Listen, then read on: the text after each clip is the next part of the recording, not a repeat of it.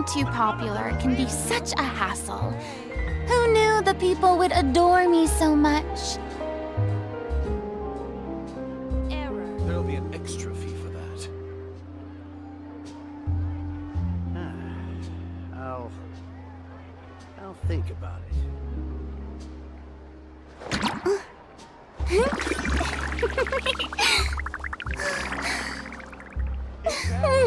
But none of them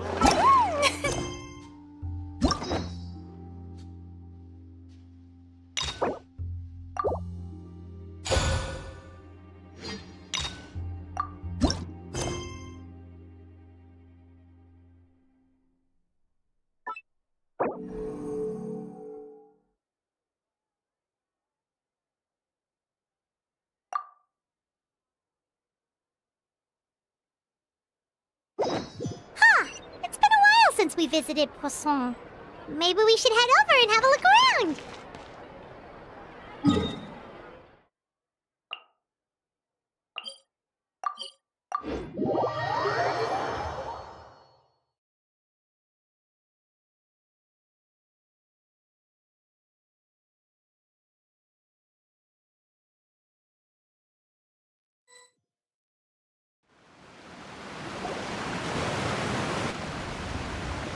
Hey, traveler, Paimon.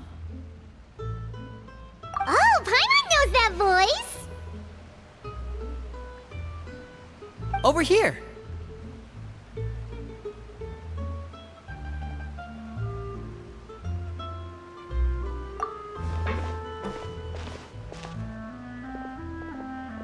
To borrow one of the more popular turns of phrase at the moment, this appears to be quite the fated reunion.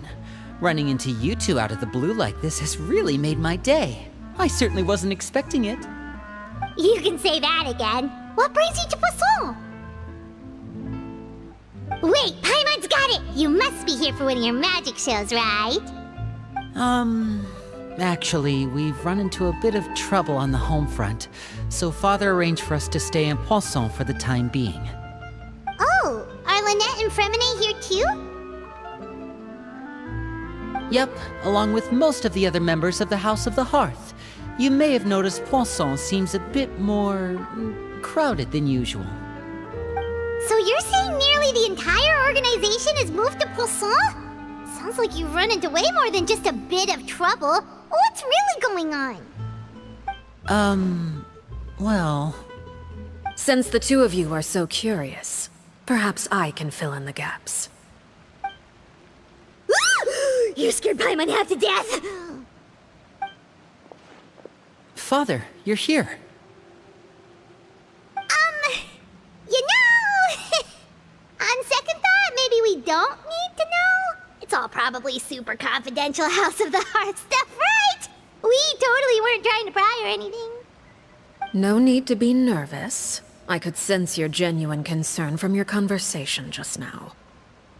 Of course, I can also understand your confusion. Sending so many Fatui here to Poisson, it's only natural that some might suspect an ulterior motive to be involved.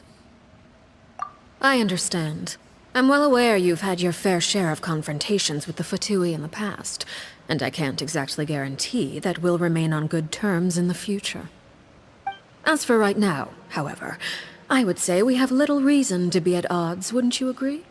The House of the Hearth could stand to be more open with those who have worked so closely with us in the past. As for the issue at hand, well, it hardly relates to any ulterior motive.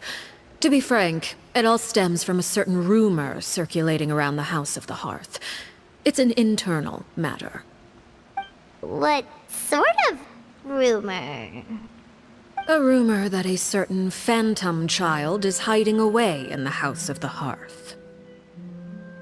A phantom child? Ooh, just hearing the name is giving Paimon the creeps.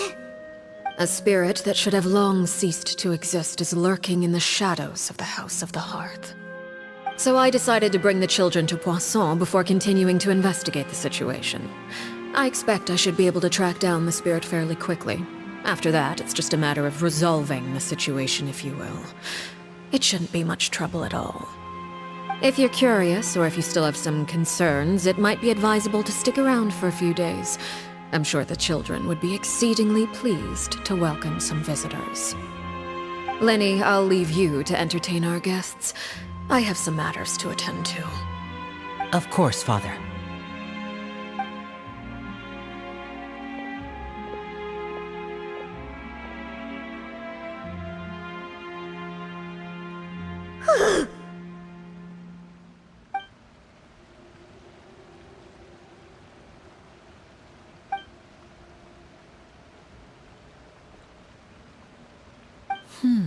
It has long been a dream of mine to invite you to our home and introduce you to my other siblings.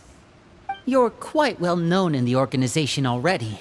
A lot of people have been talking about you, especially after everything with the prophecy. If you're willing, why don't you stay a while and have a little chat with us? Alright. We don't have anything else to do right now anyway. But let's be clear, we're just gonna be there as guests, okay? Don't get any funny. Oh, wait a second. For your guests, that probably means we'll be treated to lots of yummy food, right? Of course. During our stay in Poisson, we've been helping out the locals with some fishing. We bring in quite the bounty every day. In fact, today's the perfect chance for me to show you what I can do in the kitchen. Let's go. I'll take you to where we're staying.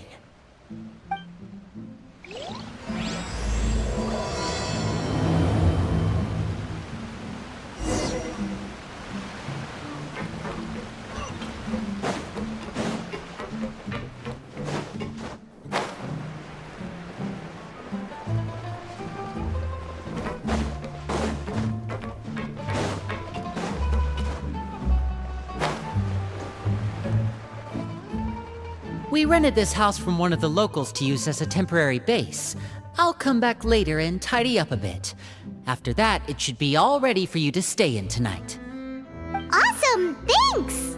So, where are we off to now? Well, when I happened to run into you two earlier, I was actually in the middle of distributing some supplies. With this many people staying in Poisson, we have to bring in outside supplies every now and then. I should probably make sure the rest of these provisions get delivered. Otherwise, people might start to get antsy. Okay, we'll come with. There are all sorts of rumors about your organization floating around out there. Paimon's not sure if she could even take a wild guess as to what's true and what's not.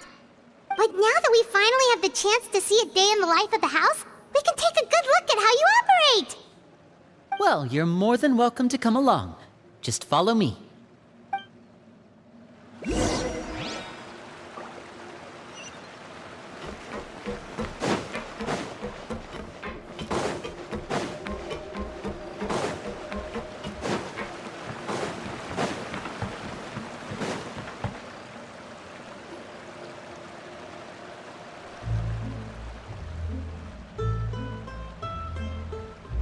Linny! You're finally here! The supplies. I'm assuming you've... Brought them with me? Yep, here you go. Hello? Something caught your eye? It's the Traveler and Paimon! No way! Come here, everyone! Hurry! The Traveler and Paimon are here!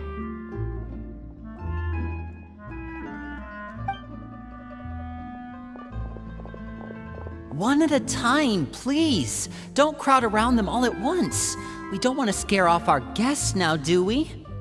Oh, it's all right! Gotta say, Paimon didn't realize we were this famous. Of course! Father and Linny have told us so much about you. Father told us about how you helped Linny. According to her, you're a trustworthy friend. And as far as she's concerned, that's pretty much the highest compliment we've ever heard her give. As you can imagine, everyone's been very curious about you. I heard the Traveler is so strong that he can move a mountain with his bare hands. I heard Paimon eats so much that she can clean out the entire pantry at Hotel de Boer in just 3 days! Wait a second! That's the rumor you heard about Paimon? Oh, not cool at all! Oh wait, when guests visit, you're supposed to give them gifts and stuff, right? Oh, we don't need something like that. Besides, we don't have anything to give to you! on! We insist! I can give you some of my new potions. Just pick your poison. And by that, I mean medicine or actual poison. I've got both. Huh? Or maybe Shaplo can teach you guys about stealth. He's super good at it. He's never been caught. Ah, now that's not a bad idea. I know you usually prefer to fight head-on, but it never hurts to expand your bag of tricks, right? When it comes to eliminating your enemies, staying quiet can go a long way. Trust me, I would know. I was poisoned not too long ago, and I'm still dealing with the after effects. So I'm not quite as good as I was before, but I can still give you some pointers. Wait. When you said gifts, I didn't think you meant poison and stealth tactics.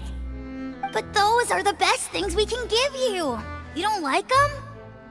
Ooh, how about this? Tell me the name of someone who really annoys you, and we'll teach him a lesson for you.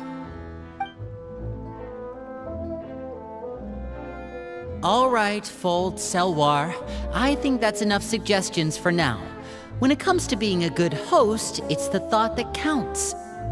You don't need a physical gift to make our guests happy.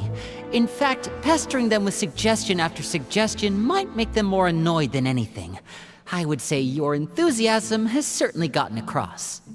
Really? Awesome! It's been so long since we've had guests to play with. If there's anything you need, just let us know. Yeah, especially if it's poison or something. I've got all sorts of potions for that.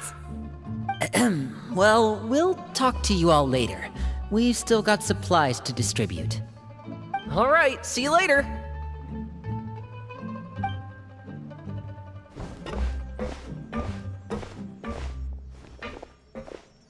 Bye!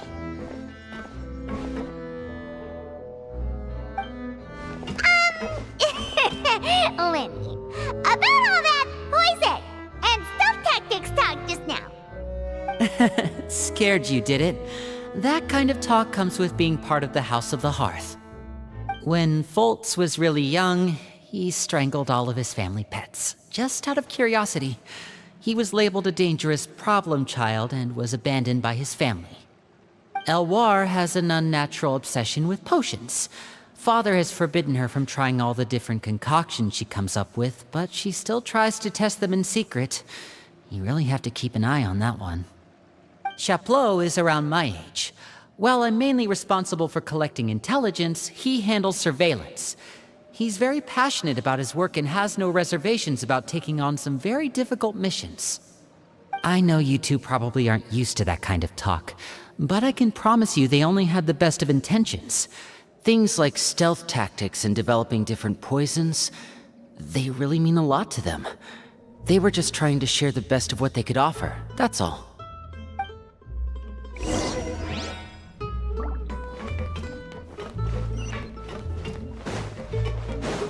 Yep.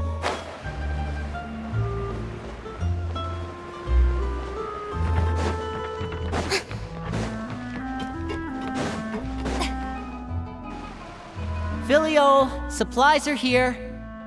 Thanks. And who are these two? Outsiders? Allow me to introduce you. This is the Traveler and Paimon. Oh, you're the famous duo I've been hearing so much about. It's nice to meet you. I heard you've traveled to all sorts of places. Is that true? Of course! We're making our way all across to that!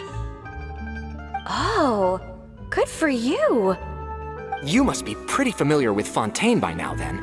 Have you seen the new opera that started running recently? I think it's called... The 4,000 Thieves? Oh, this is the first we've heard of it. It seems like it's going to be fantastic. From what I've been able to tell from the posters, anyway. You should definitely check it out if you have the time. Oh, and there's The Blind Maiden, too. That one is supposed to have audience interaction. Seems pretty interesting. After this mission is over, I think I'll go get a manicure. Oh, maybe I should dye my hair. Wonder how much it'll cost. Is it just Paimon, or do these two seem much easier to get along with than the others? Looks like the House of the Hearth has some normal members after all. I heard that. Oh! Oops. I'm guessing you're referring to Foltz and the others? Yeah, we're definitely not all like them. I bet those crazies are practically foaming at the mouth right now. I'm sure they just can't wait to get back to Snezhnaya to carry out the plan. That's enough, Filial. Don't talk about family members behind their back, right? Whatever. Let's go. Guess this is goodbye then. If you ever have some time, we should go see the opera together.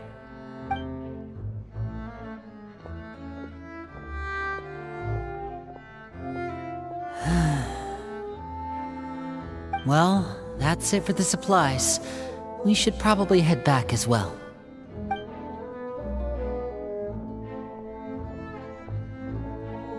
Well, they didn't seem too happy with each other. Seems like there could be something more going on here. You're right. We're only here as guests after all. Oh, Linny's getting super far ahead. Come on, let's catch up.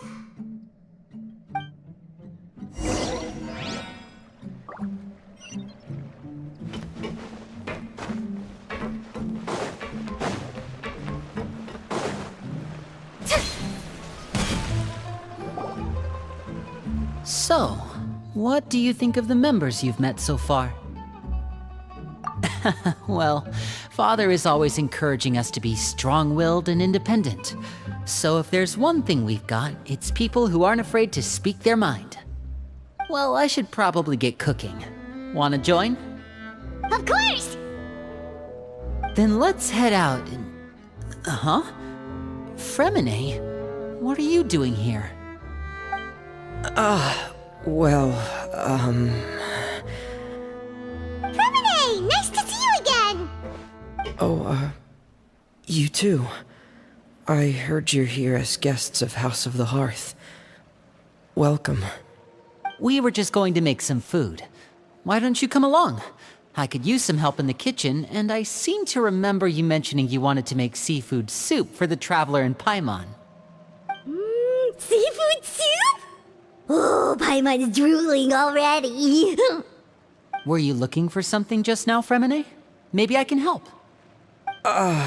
It's nothing. I just wanted to see if there were any extra supplies. Yeah, we've got some left over. What do you need? Some food and water, and some clean cloth, if possible. No problem. Give me a second here. Food, water... Wait a minute. What do you need all of those for? You're not on any missions as far as I'm aware, and you were just going to come eat with us. So what's this all about? I thought I'd grab an extra portion because I get hungry at night. Could be because I'm growing, you know? And... Fremine, you remember what I told you? You're not like me. Your lying skills still need some work. Tell me what's going on. Is it really bad enough that you have to keep it from your own brother? Maybe it'll be better if we gave them some space.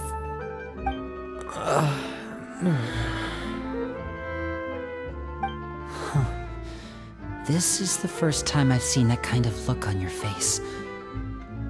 Whatever happened, does it have something to do with Father?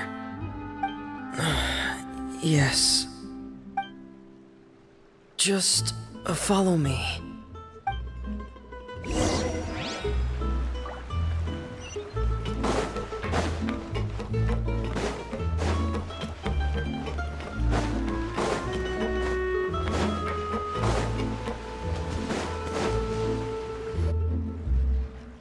You're back!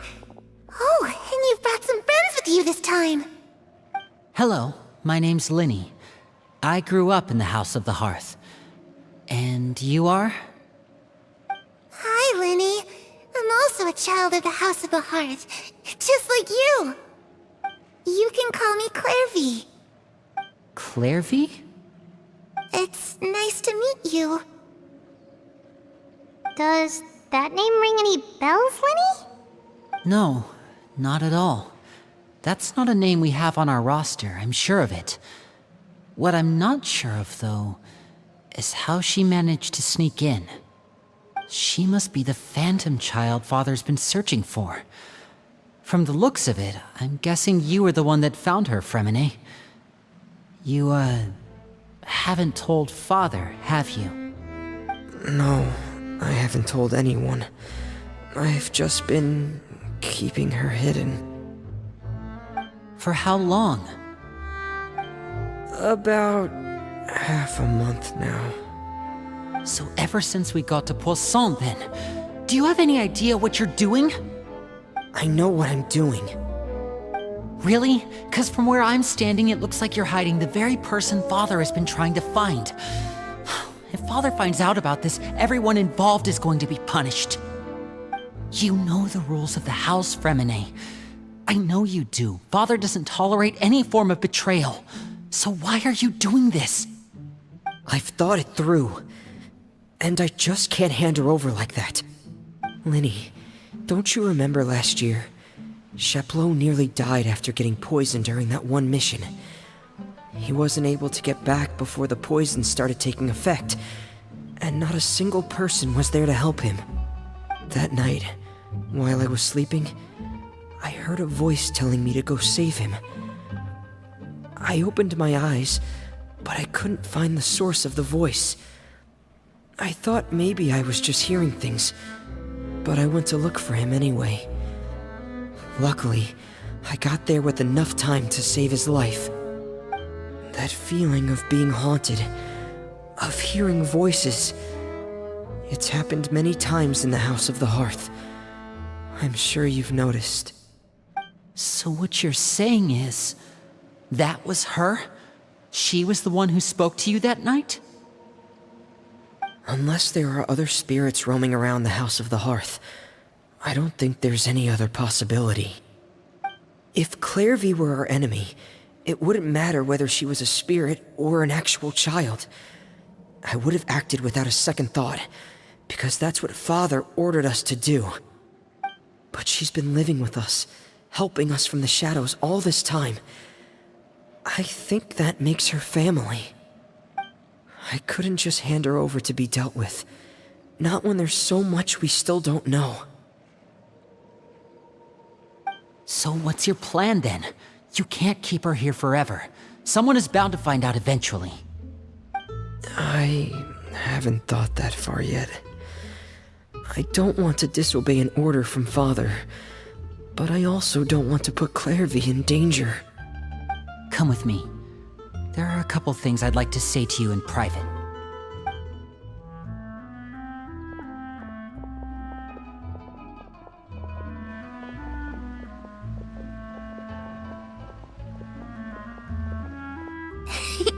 Those two sure care a lot about each other. Well, they got a funny way of showing it. From where Paimon was floating, it sure seemed like they were about to bite each other's heads off. No way! They have a really deep bond.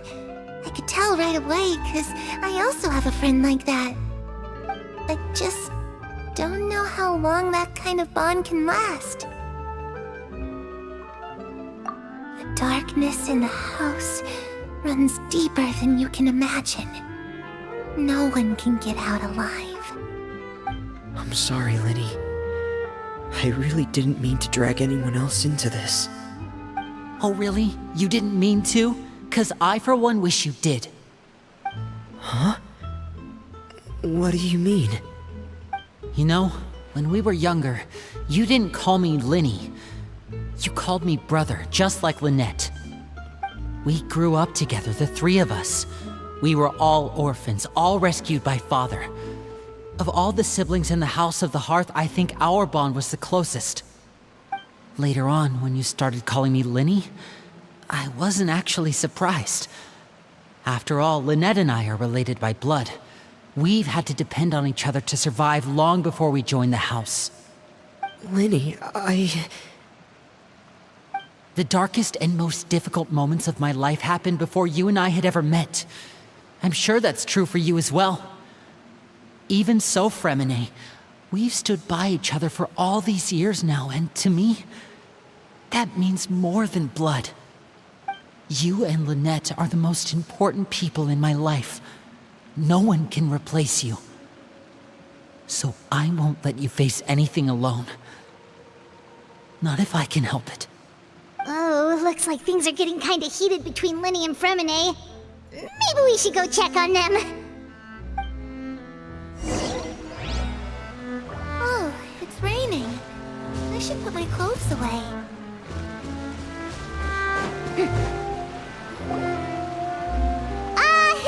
Hey, you two! Hope we aren't interrupting anything. Like a fight, or... Oh, wait a minute, Fremine. You're not crying, are you? Is everything alright? everything's fine. Thanks for asking. Well, we're all friends here, right? We've been through so much together, so if there's anything we can do to help, just say the word. It's just a small family dispute. It's not something our guests should trouble themselves with. In fact, it might be better if your stay ended here. What are you getting at, Traveler? When guests are around, families are often on their best behavior. And any disputes are less likely to escalate. That's what you're trying to say, isn't it? I just... Thank you. I was really hoping to keep you out of it. But even if I could think of some other reason to turn you away, I'm not sure I could convince you. I know things could turn dangerous, so I promise you this. From now on, I'll protect you like my life depends on it. Me too. Well, back to the matter at hand then. If we don't plan on handing Clairvy over to Father, then our only other option is to solve the mystery of her identity before Father is able to track her down. That means finding out where she came from and what she's doing here. Then we can send her on her merry way and pretend like none of this ever happened. I've tried that already. And? And... nothing. I tried taking her somewhere really far away, but... after some time, she just reappeared. She even came with us all the way to Poisson. It seems like wherever the house is, she follows. I don't know much about spirits. Do you two have any ideas? Let's see here. Paimon remembers hearing something like, if you fulfill a spirit's last wish before they died, they'll let go of whatever's keeping them here and return to the ley lines. Oh, it's just that Paimon doesn't really remember where she heard that, so it's not guaranteed to work or anything. Well, sounds like it's worth a shot. Guess that means we should go ask her about her wish. But first, Fremine, I need you to promise me something. What is it? I need you to promise me that this will stay between the two of us. We're the masterminds behind this whole thing. No one else gets involved. Can you do that for me? Of course. I promise. All right. Then let's seal the promise just like when we were kids. Fist bump on 3. Ready? 1, 2, 3. I swear.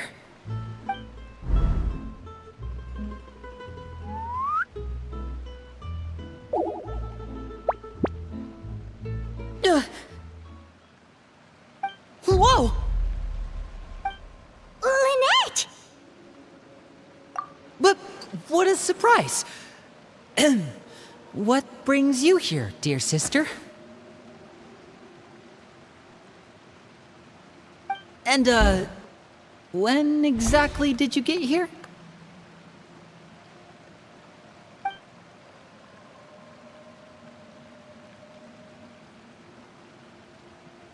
You're an idiot, brother. And you too, Fremine.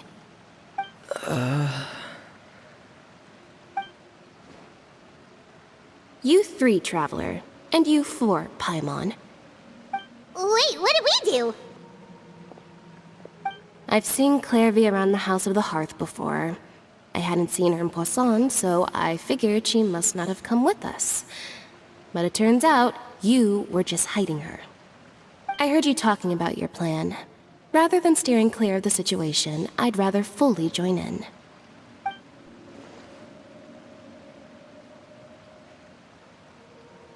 If you don't agree, I'll have no choice but to report everything back to Father. Simple as that. You're not giving us much wiggle room here, Lynette. Well, I guess we're all in this together then. After we talk to Clairvy, we'll figure out our next move. There's no time to lose. Let's go.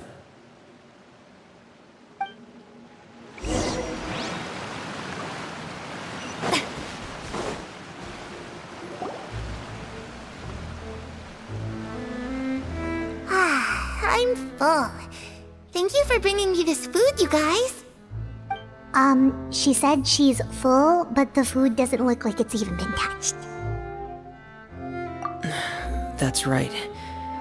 Based on what I've been able to observe, it doesn't seem like Clairvy can interact with the physical world at all. Still, when she's presented with food, she'll always linger around it for a good little while. Maybe, in her mind, she really is eating those things. Does she know that she has already passed away? I've tried to ask her, but she didn't answer. My guess is that she's just as confused as we are. Or maybe she couldn't understand the question at all. Clairvy, if you've got some time, I'd like to ask you a few questions. Sure. Oh, another new friend. Hi, I'm Clairvy. Hello. Clairvy, how did you join the House of the Hearth? Huh? Isn't it the same for everybody? The knave brings you here and then you can't leave. It's just that your name, it's not on the roster. And I've never seen you before. The roster? Oh, I get it now. I think there might be some things you don't know about this place. The people in charge, they're not as nice as they look. They say they keep a roster, but it's not complete. There are a lot of people who aren't on it, and never will be. In this house, some people are family, and other people are just test subjects.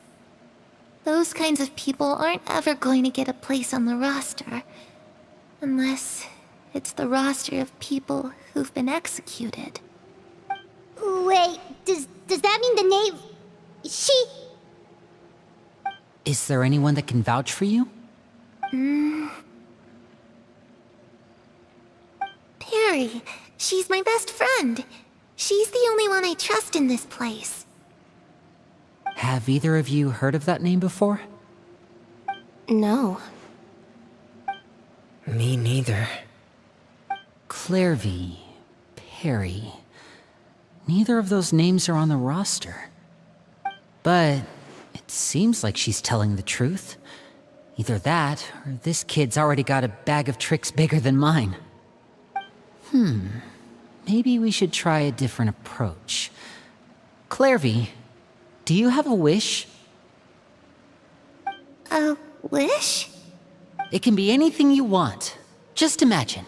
It's your birthday, you're blowing out the candles, and your wish is...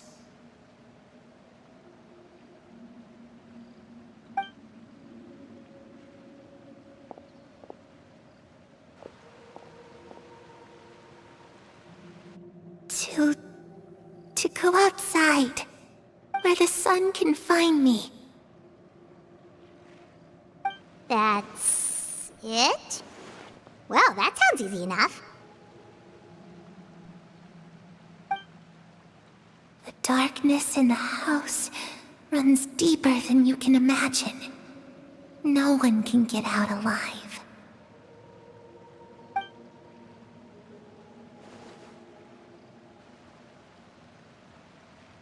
Okay, time to divide and conquer. Listen up, I've got a plan. I'll try and find a way to use basic illusory magic to take Clairvy outside and bring her somewhere with sunlight. Lynette, try and find the list of executions that Clairvy was talking about, and see if her name is on it. Fremine, you stay in Poisson. We can't be the only ones who've had run-ins with Clairvy. I need you to collect intel on everything she's said and done. Understood. I'll try my best. What about us? What should we do? I really appreciate your willingness to help, but this is a family matter. I don't want to drag you in too deep. It's too risky. Let me think.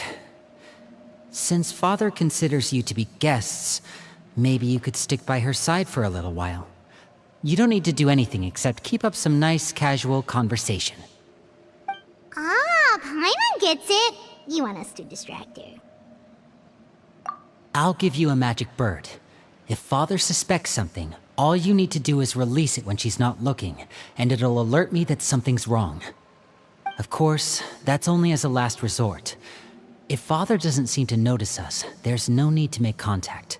We'll reconvene here tonight after all's said and done.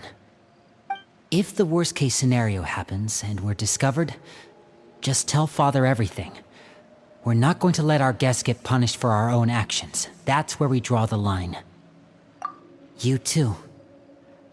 Okay, this is where we part. Father should be at the beach nearby.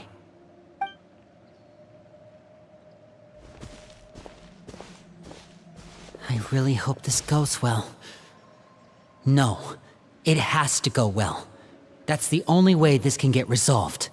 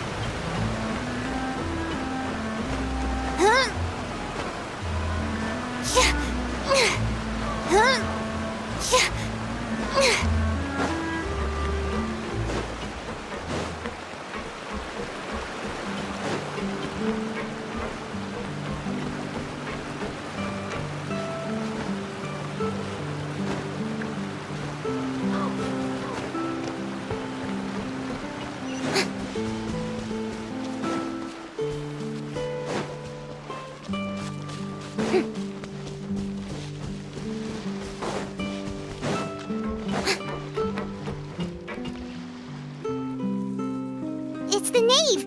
And... child! Hey, aren't you supposed to be in Snezhnaya recuperating? What are you still doing in Fontaine? Oh, it's you two. I didn't expect to run into you here. I was unconscious for quite a while after the fight in the Primordial Sea. After I woke up, I realized I was being taken back to Snezhnaya, and well, I couldn't have that now, could I? Not when I've still got unfinished business here in Fontaine. So, I mustered up all my strength and made the journey back on my own. What sort of unfinished business are we talking here? It has to do with Skirk, my master. I really wanted to meet up with her, but by the time I got back, she'd already left. I still have so many questions for her. Without any other leads, all I could do was ask the knave to help me track her down. She must have left behind some traces from her time in Fontaine. Oh, okay, so have you found any clues? Unfortunately, no. While the House of the Hearth is adept at collecting all manner of intelligence, certain existences can still manage to escape our purview. Basically, unless Master feels there's a need to meet with me, she's not going to be found. But that problem has an easy fix. I just need to become stronger, and then... Paimon thinks you should focus on getting better first. The worst of it is over. It's all thanks to that one kid from the House of the Hearth. Elwar, I think her name was. She gave me a bunch of random potions to drink. They didn't go down easy, let me tell you. Pain and chills all over. But they really did help speed up my recovery. And that's good, because it looks like I really do have to head back this time. The old man's been putting the pressure on me. He sent someone to tell me I'm needed for some sort of project. Project Stuja?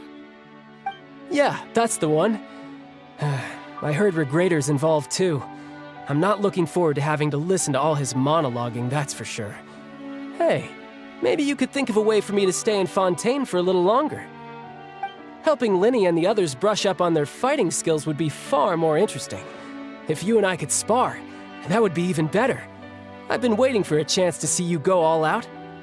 And what a sweet little daydream that is. But I also have a role to play in all this. I'll be leaving Fontaine shortly as well. Besides, considering how little they see fit to step outside the homeland, being called on to return to Snezhnaya by such illustrious dignitaries, what a great honor. Wouldn't you agree? One I could do without, I'd say. Is it just Paimon? Or does it kind of seem like they're... So, dear guests of the House of the Hearth, to what do I owe the visit? Well, we just... Right! We're super close to Lyney and the others, but we still don't know much about you! Is that so? Introductions have already been made, have they not? Oh, well, you see? There's only so much you can learn about someone from a short introduction. At least tell us something a little extra, like... Why do you call yourself father? Huh, good question. I'd also like to know. The fact that you have to ask tells me our intelligence work has been quite successful. Telling you the answer to that question would only serve to undermine that success. And we can't have that, now can we? Spoken like a true diplomat. That was some expert sidestepping right there. Well, if there's nothing else, I think I'll take my leave. I still have a small matter to resolve at home. Wait, don't go!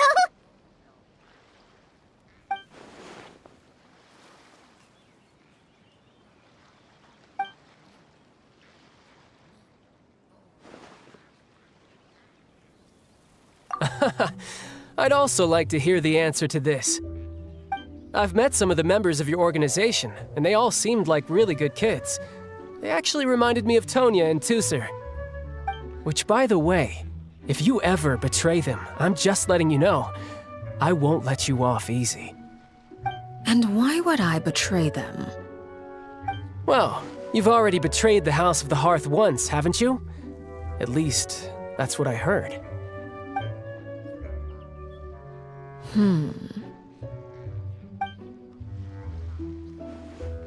Okay, I admit. That's just what the old man told me. The rooster, I mean.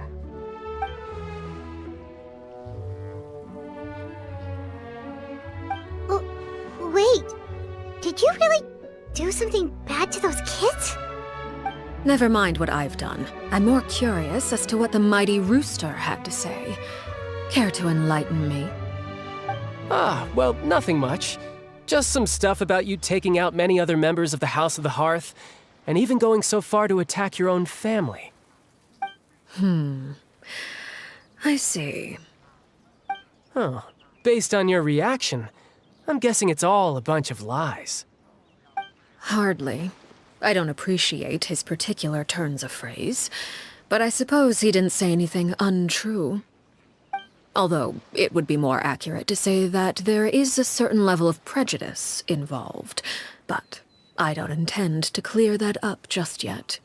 Prejudice has a funny way of concealing the real truth behind certain things, an attribute that I find to be quite advantageous. Call yourself a Fontanian, for example, and people will assume all sorts of things, when the real truth is that this is simply the land where I was raised. Huh? You're not actually from Fontaine? But then why did you try to help out with the prophecy and everything? I was trying to protect the children born in Fontaine. Claiming that I myself was a Fontanian simply made it easier to operate. People would hardly suspect a fellow Fontanian of having any ulterior motives. Who wouldn't want to save their homeland after all? The primordial sea wouldn't have any effect on me, but it would have caused great harm to the House of the Hearth. Well, you wanted extra information, didn't you? There you go. I hope that satisfied your curiosity.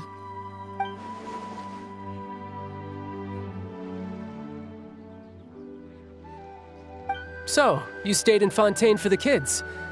I guess I was wrong to believe you'd betray them. Apologies. Looks like I was holding on to some prejudices myself. Good. Like I said, I like it when others have misconceptions of me.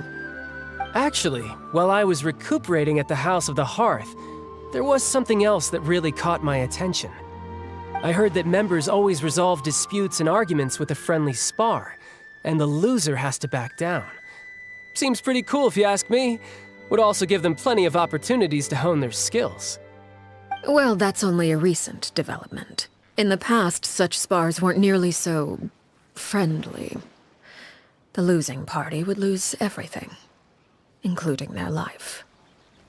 They were that high stakes? Whew, at least that's not a thing anymore. Well, the current atmosphere's not half bad. I'm a bit jealous, actually. You've got so many family members around you, and you even get to live with them. Having a lot of family around means dealing with a considerable amount of bickering and scheming. Once Tonya and Tusser enter their rebellious phase, I'm sure you'll understand. Just imagine. Tusser becomes obsessed with plucking out strands from the rooster's mustache, or Tonya decides to dye her hair 42 different colors. Okay. I get the picture.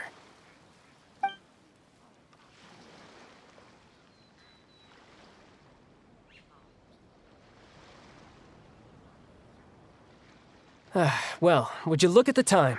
I should probably get going. Traveler, Paimon, I'm not sure where our paths will cross next, but the next time we run into each other, we should definitely try and find some time to spar. Again, maybe this is a conversation we can have when you look less like you're gonna keel over. All right. Well, thanks for everything, Arlecchino. No thanks necessary. You also played a part in obtaining the Gnosis. I would say we can call ourselves even. I like the sound of that. Well, I'm off. See you all some other time. We should probably get going too. Do you want to head back with us? Oh? You want me to leave so soon? Oh, well, you see, I'm rather enjoying the evening breeze. If you don't mind, I think I'll stick around for a bit. I have some things to think about. Apologies for not attending to you like a proper host. Please forgive this slight. I do hope you'll have a pleasant stay.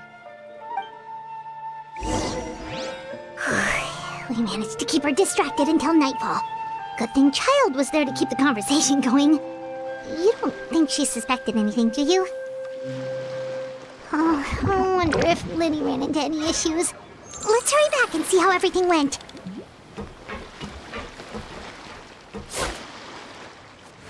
Oh?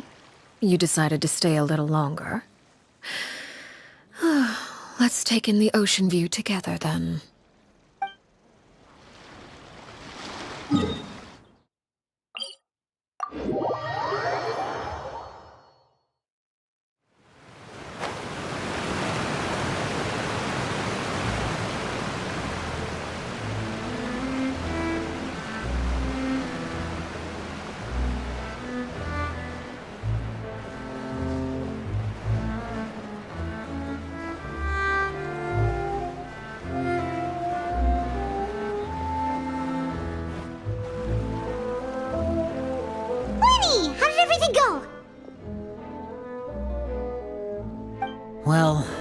Long story short, we ran into a small issue. Clairvy can't go into the sunlight. Everything was fine at first. She followed me up to the surface just like I told her.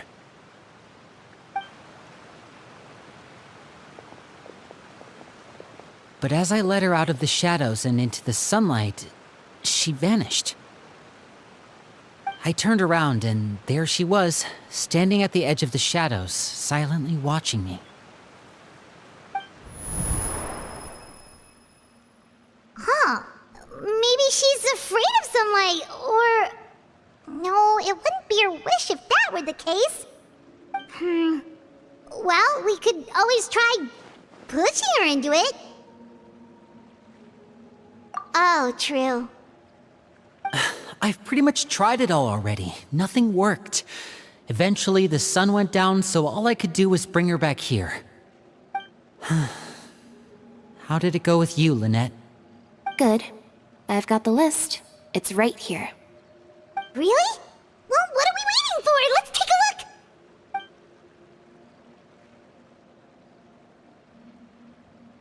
Oh, that's a lot of pages. Oh, it's gonna take forever to get through it all. We can each take a section. Here.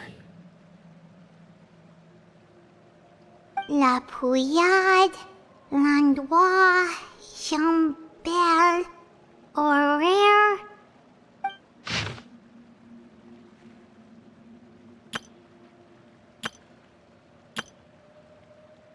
Oh, yikes. That Horaire guy has a huge scar on his face. He's kinda giving Paimon the creeps. I've met him before. The scar is from an injury he received during a mission. I still remember him joking with me about it. He said any future lover would take one look at him and then lose all interest. Did he say anything else? Well, I asked if there was someone he was interested in. He said no, and that's where our conversation ended. It was only later that I learned he really did have someone he liked. He risked everything to escape so he could be with her, but it didn't work. One day, Father asked to see him, and, well, I never saw him again after that. Wait, so that means the knave, It may seem cruel, but it's just one of the rules of the house. Betrayal is not to be taken lightly. We know too many secrets to come and go as we please. So, if you do try to leave, you pay with your life.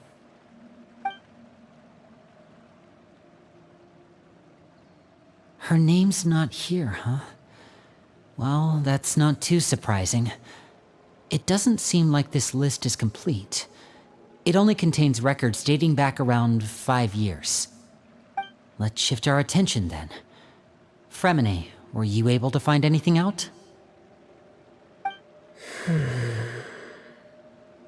Fremine. Sorry. I was thinking about something. I managed to talk to quite a few people, but I couldn't help but notice that the atmosphere in the house was a little...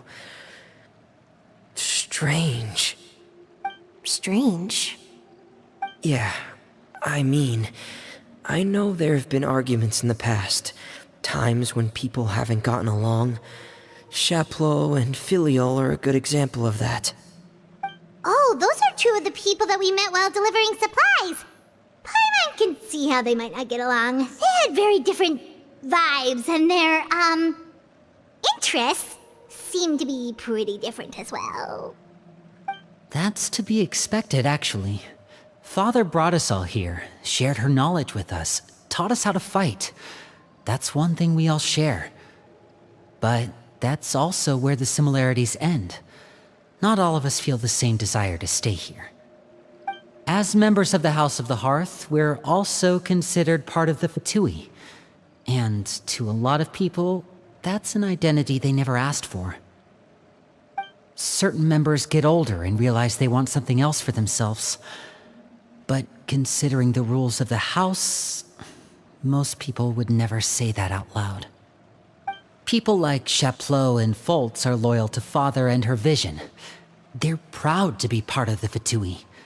Filial and Nantoy, on the other hand, well, they aren't quite as enthusiastic. These kinds of conflicts have always been there. It's not like Father is in the dark about any of this. Well, that's true. But it just feels like things have gotten worse lately. Filial and the others, it seemed like they were meeting in secret to talk about something. I can't say for sure, but I think they've met Clairvy.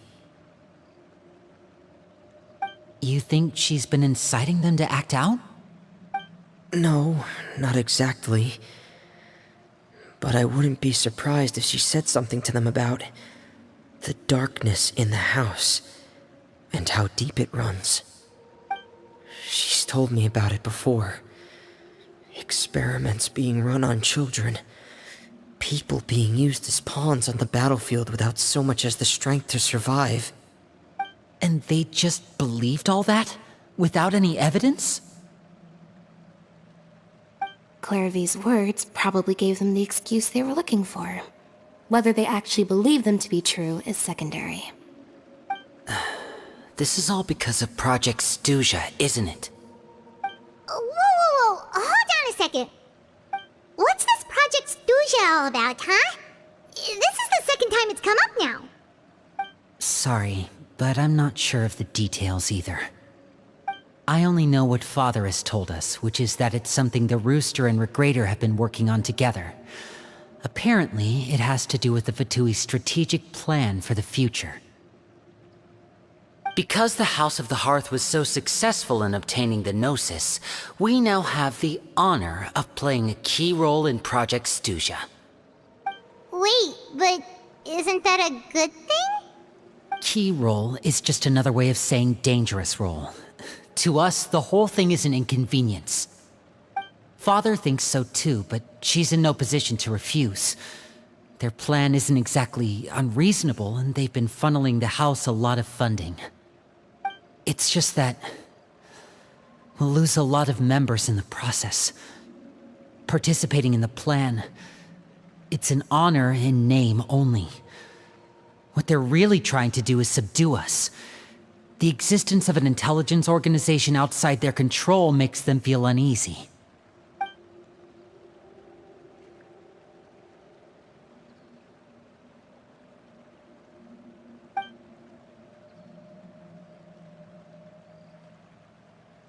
Okay, super complicated top secret Fatui business aside, what does all of this have to do with the conflicts you were talking about earlier? Paimon doesn't get the connection. External pressure has a way of exacerbating internal strife. You can't overlook the power of fear either. People are afraid of dying, and that fear is often the impetus for a lot of stupid decisions. I thought resolving the Clairvy situation would make everything go back to normal. But it looks like things are more complicated than I thought. If we leave Filial and the others to their own devices, sooner or later, Father will be forced to take action. We can only focus on one situation at a time, brother. You're right. Even if we confront Filial and the others, it won't do any good. It might even make matters worse. We should focus on Clairvy for now. Well, it's getting late. We should head back and get some rest. We'll try again first thing tomorrow. Lynette, you stick with me this time. Fremine, keep a close eye on Filial and the others. Make sure they don't do anything they'll regret. Good work today, everyone. Have a good night, and I'll see you tomorrow.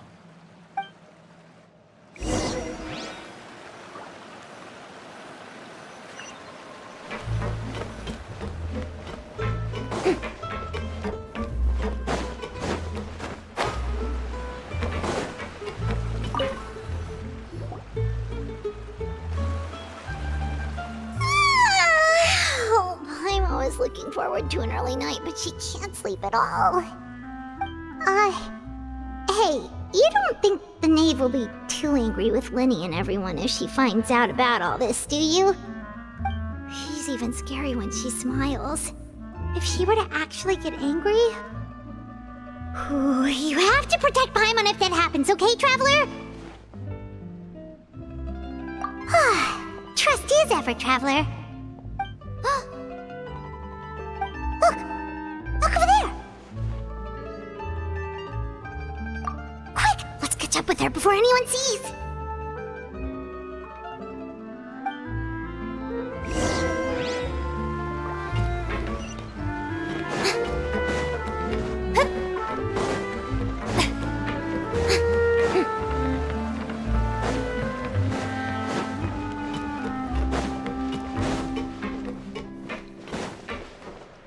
Over there!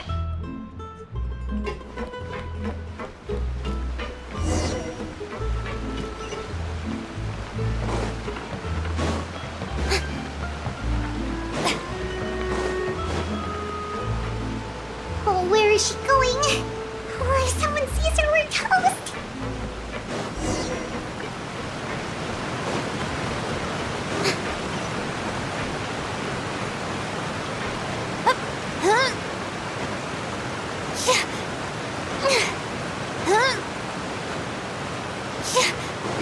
Oh, look! She stopped!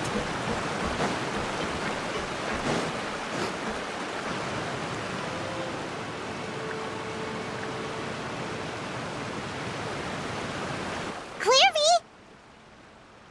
Shh. I opened the window while no one was looking. Look how pretty the outside is. If only I could have more than this. You probably think I'm being silly, huh? All this hopeless resisting? It's better to dream of what I could have than try to make it a reality, right? Please, help us get on the same page here, Clairvy. We need you to tell us what you know. Can you do that? Sure. Although, after you hear all this, I think you might regret that decision. Everyone in this family is nothing more than a tool, something to be used and exploited. We're all expendable, including me. As long as you're useful, you get to stick around.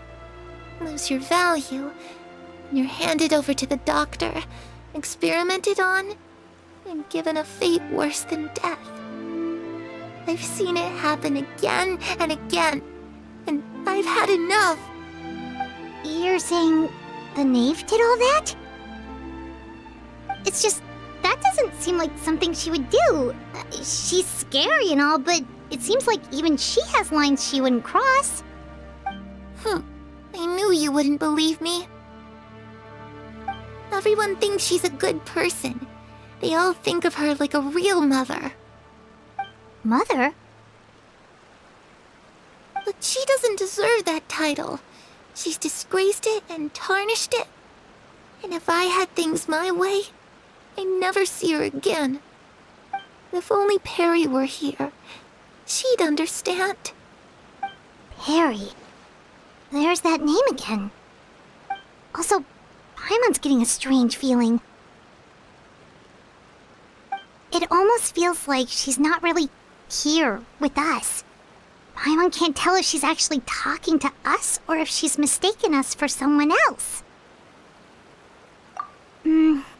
Well, in any case, it seems like she really needs someone to talk to. We should keep her company for a little longer. She looks so young, but it seems like she's been through a lot.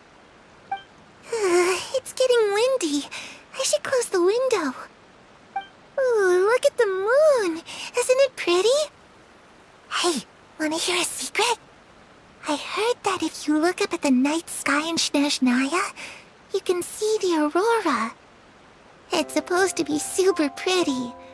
Even prettier than the moon tonight. Perry and I promised each other that once we're older, we're gonna go see it together. But I can't find her. I'm worried she's also been... No, that wouldn't happen to her. She's special. Mother likes her a lot. I should really go talk to Mother, but we just fought. She doesn't want to see me, and I'm too scared to face her. What should I do?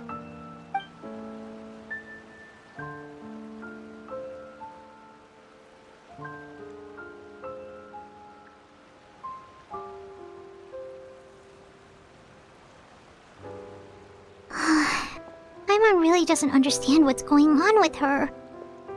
Well, let's head back. We've got an early morning tomorrow.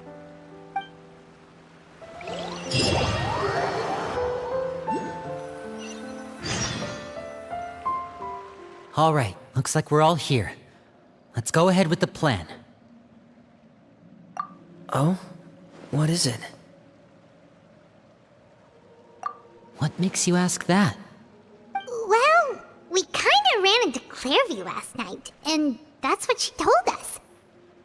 We met the doctor back in Sumeru. He's super dangerous, and he's done all sorts of bad things. It's possible that Father and the Doctor have had certain dealings, but I don't think Father would work with him. We're not really on the same side, so there's not a lot of trust between them. That doesn't exactly set the stage for a successful partnership. I did hear, though, that when Father first became a Harbinger, the Doctor offered to work with the House of the Hearth. Father rejected most of his proposals, except for one. It had to do with some sort of secret experiment. Secret experiment?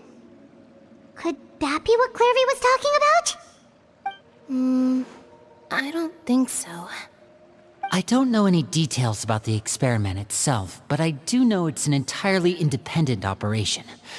The Doctor only proposed a direction for the research. That was the extent of his involvement. I still don't think that counts as working together. The details of the experiment are confidential, but complete records are kept on all participants. That doesn't seem to be the case with the situation Clairvy referred to. I know you don't agree with some of the Fatui's methods, and I'm not asking you to. But I am asking you to trust us on this. The House of the Hearth has its own principles. There are certain lines we're not willing to cross. Alright, that's good to hear at least. Clairvy seems to think the Knave and the Doctor worked together to do something horrible. If that turned out to be true, Paimon doesn't know how he would even face you guys. It's just that it doesn't seem like Clairvy is lying either. The easiest thing to do would be just ask the Knave directly, but Paimon doesn't think she'd tell us. Father didn't come back last night. She's probably still near the shore.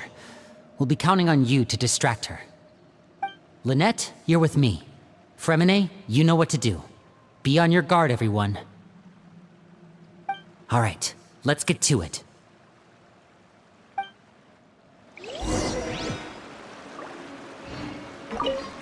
Where are we going today?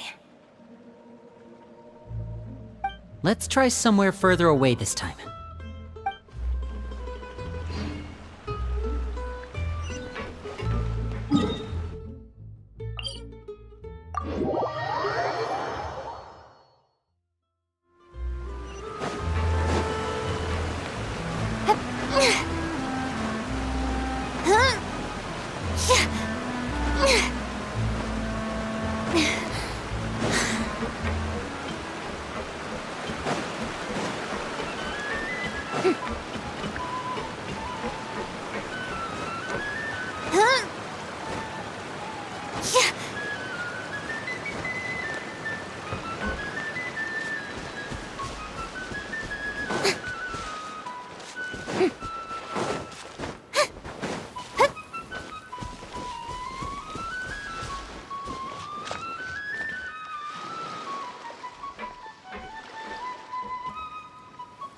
Ah, it's you two again.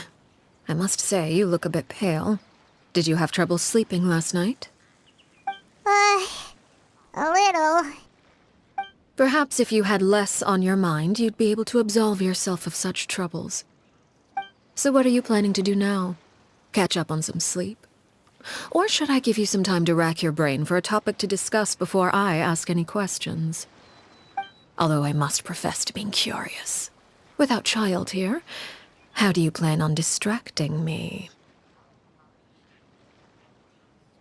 Us? Distract you? A good one. But no, we were just here for a chat. Looks like you could have used some extra time to think. No matter. If you don't have any other plans, why don't you accompany me somewhere? Don't worry. I'll be sure to steer clear of any scheming children. The ocean breeze is sure nice today. Children always think they can hide things from the grown-ups. But nothing gets past me. Least of all a little scheming. I think I'll let them have at it for a little longer. I can be very patient. Well, I'll leave you to think things over. If you're so inclined, meet me outside the Palais Mermonia. Good things come to children who do as they're told. So I do hope you decide to tag along. If only for your friends' sakes. What should we do? She clearly knows about everything we've been doing, and Paimon doesn't think it'd be a stretch to say she was threatening us just now.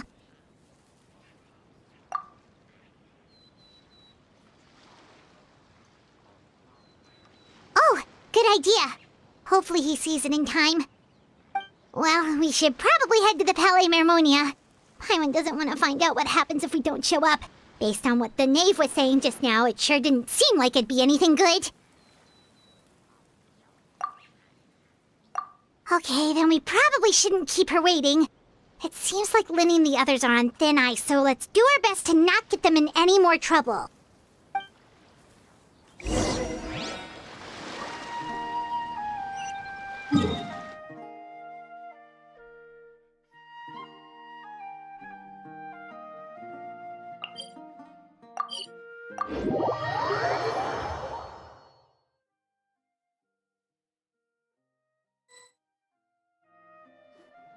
Seeing as we still have some time before my meeting, we might as well enjoy some pleasant conversation while we wait. I'm glad to see you get along with my children. Being surrounded by good companions is necessary for a child's development. You're not planning on doing anything to them, are you? I assume you're referring to Linny, Lynette, and Fremine. Although, there's that situation with Filial and Nentoy as well. It appears quite a few people have been acting out lately. No matter. I'm not one to discriminate. All those who betray the house meet the same fate. There are no exceptions. Does that mean you're going to kill them? Oh, are you here to beg for their lives? I'm sorry to disappoint, but the rules of the house change for no one. In my organization, everyone is responsible for their own actions. But don't you care about them at all? They really respect you. They even call you father. You must feel something for them. Any organization in which feelings come before principles is one destined for ruin. The House of the Hearth is hardly an exception. You could say our principles are more stringent than most. Perhaps I can offer you this consolation at least. As our guests, you two will not be held accountable along with them. I would imagine Linny, Lynette, and Fremine will be able to keep their lives. As for Filial, Nentoy, and the others, I'm afraid there's little I can do. They can try to escape, but once you know our secrets, there's no getting out alive. But that's awful. Ah, you seem concerned. Out of consideration for my guests, I suppose I could turn a blind eye for a little longer. If Linny and the others manage to dispose of Clairvy in the meantime, all evidence of their wrongdoing will be lost. In that case, I could hardly punish them for something I couldn't prove. If their efforts are unsuccessful, on the other hand, all will be held accountable. And the punishment will be severe. Of course. Oh, and here. I believe this belongs to you. Do try and keep better track of it next time. It takes a considerable amount of time to train a bird like this. It would be such a pity if you were to lose it. Permanently. Wait, where did you get that? Well, I'm afraid that's all the time we have to chat. Now, for the matter at hand. I asked you to meet me here because I have business at the Palais Mermonia. It has nothing to do with you, but I think it would be prudent for you to stick by my side for the time being. There will always be time later to run off and tell Linny what you've learned. Well, time to go. Looks like we wrapped things up just in time.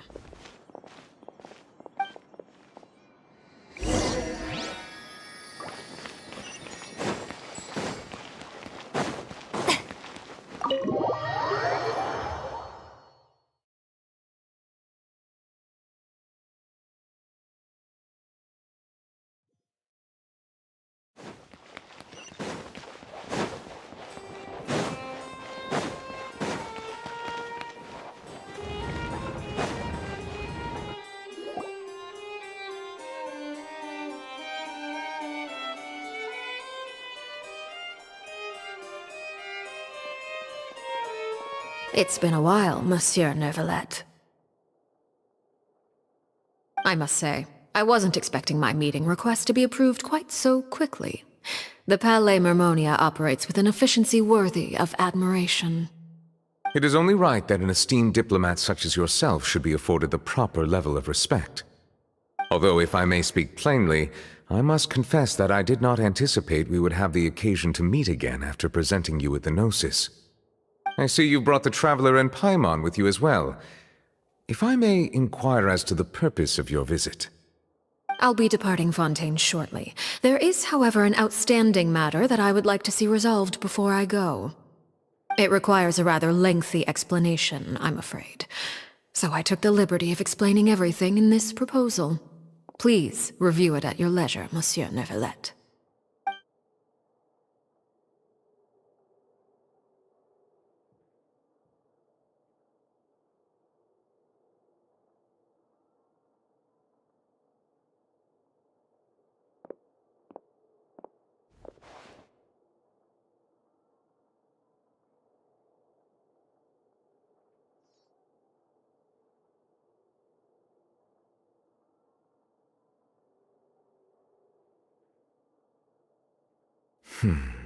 I understand your request.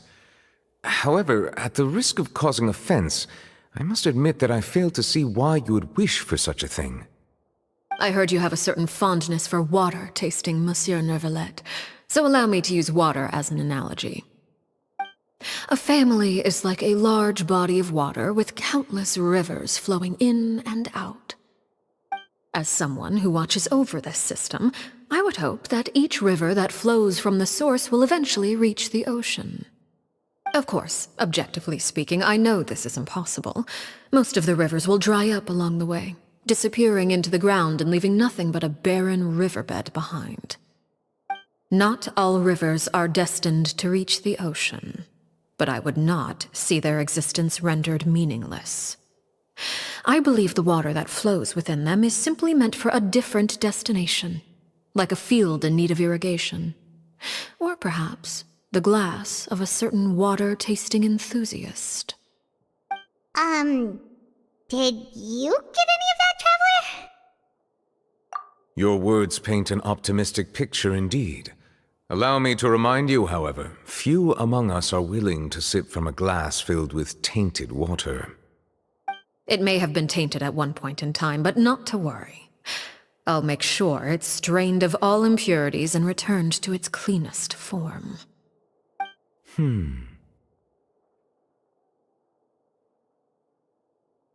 I seem to recall there being a transactional aspect to your proposal.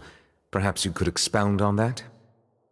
If you accept my proposal, Monsieur Neuvillette, I will gradually withdraw my forces from Fontaine. And, unless absolutely necessary, I will no longer carry out any special missions within Fontaine. I presume I can take your words to mean that, in the future, cases similar to the Tartuffe assassination will cease to cross my desk? Tartuffe? Ah, that thief who embezzled funds from all those charities, you mean? My deepest condolences to his family, but without any evidence, I cannot imagine how the House of the Hearth might have been involved in his passing.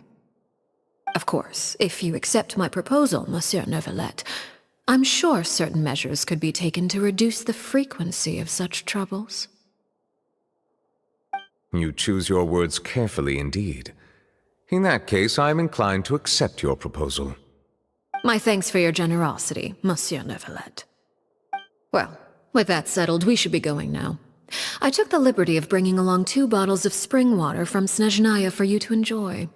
I do hope I get the chance to hear your impressions. Perhaps at our next meeting, yes? Indeed. I trust you would not overlook your commitment in the meantime. All right, Traveler Paimon. Time to go.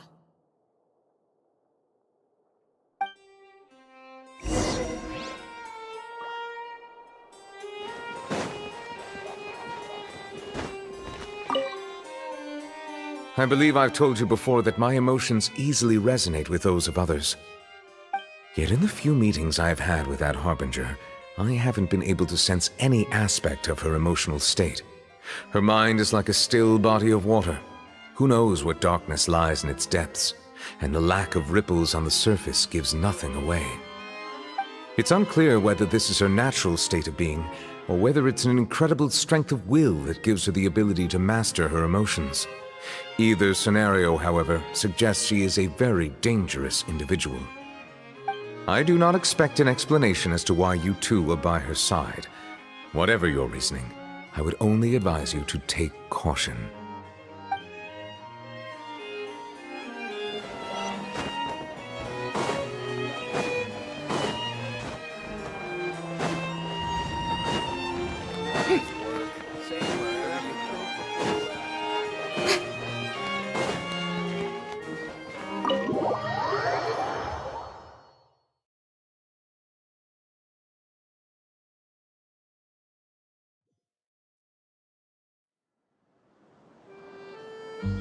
So, what exactly were you talking about back there? Paimon only heard you mention some rivers, a large body of water, and then some kind of irrigation scheme. You really want to know? I would imagine there might be more pressing concerns at the moment. Winnie, Paimon really hopes everything's going okay.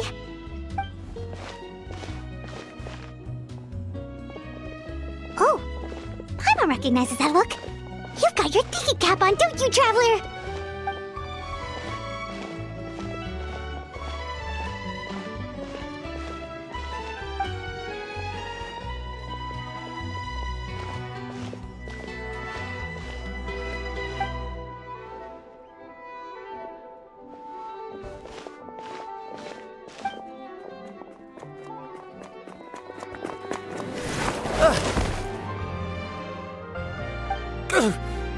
Oh, shoot. Are you alright? Oh, jeez. I'm so sorry. I was so focused on selling these papers, I wasn't looking where I was going. Well, let me make it up to you at least. Here, take this paper. On the house.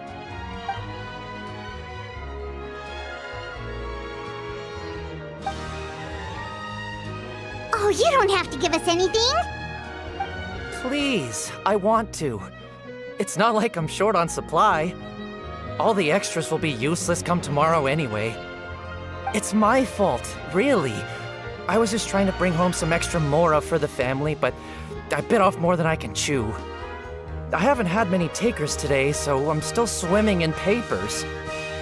What's going on here? Nothing much. I just ran into your friend here on accident. I should probably get going, actually, so... Hold on. Of course, I'm happy to compensate you with mora, it's just... I don't have any on me at the moment. I'll take 3 papers. Here. Your payment. Oh! Thank you for your patronage. May the Archons bless you with good fortune. If only I had the chance to run into such generous customers every day. I should probably just take on a smaller inventory though, right? I'm getting married soon, so sometimes it's hard to not get ahead of myself. Anyway, I should head out. Goodbye! Well, now that my affairs are settled, we should take the boat back to Poisson. We've even acquired some light reading to enjoy along the way. Actually, why don't we stick around for a little longer? Paimon just realized how hungry she is. She can't head back to Poisson on an empty stomach.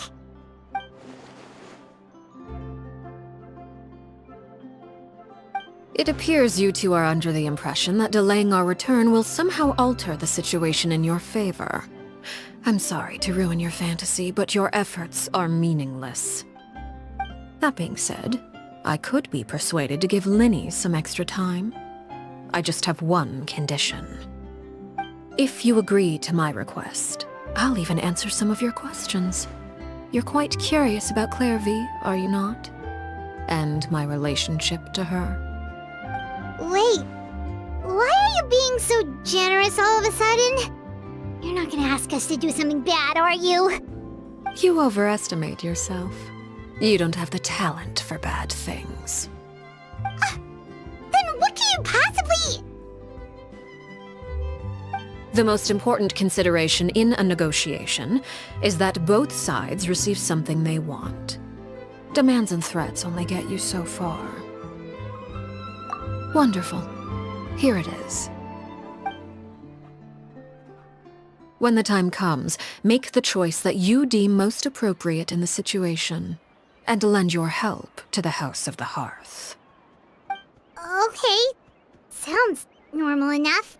But what do you mean, when the time comes? When is that supposed to be? That is for you to decide.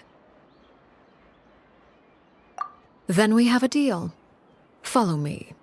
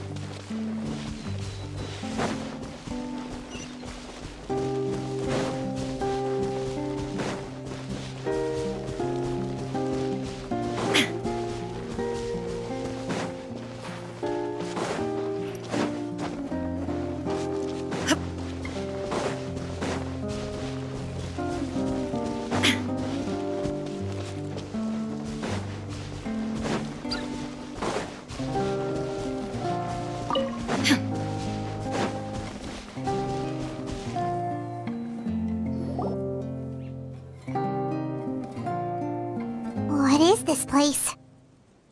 Somewhere long forgotten by everyone. It used to be a grand building. Now it's nothing more than a pile of rubble. No one comes here anymore, nor does anyone care about what once happened here. Although, this place does have something to do with the story I'm about to tell you.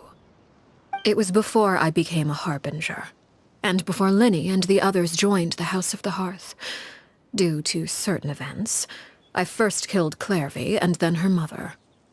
And this is where it all happened. You were the one that killed Clairvy? Patience now. Allow me to explain Clairvy's side of the story first. I'll start from the beginning. Clairvy was 6 years old when she was brought by her mother, Crucibina, to live in the House of the Hearth. From the outside, it seemed like a fairy tale. A thriving family made up of kind adults and friendly children. Crucibina was the knave at that time, and the House of the Hearth was under her control. She was Clairvy's mother by blood, but she was also the mother to all the children in the house. Clairvy was happy here, for a time. But she quickly realized that being part of this family wasn't a fairy tale at all. It was a kind of purgatory.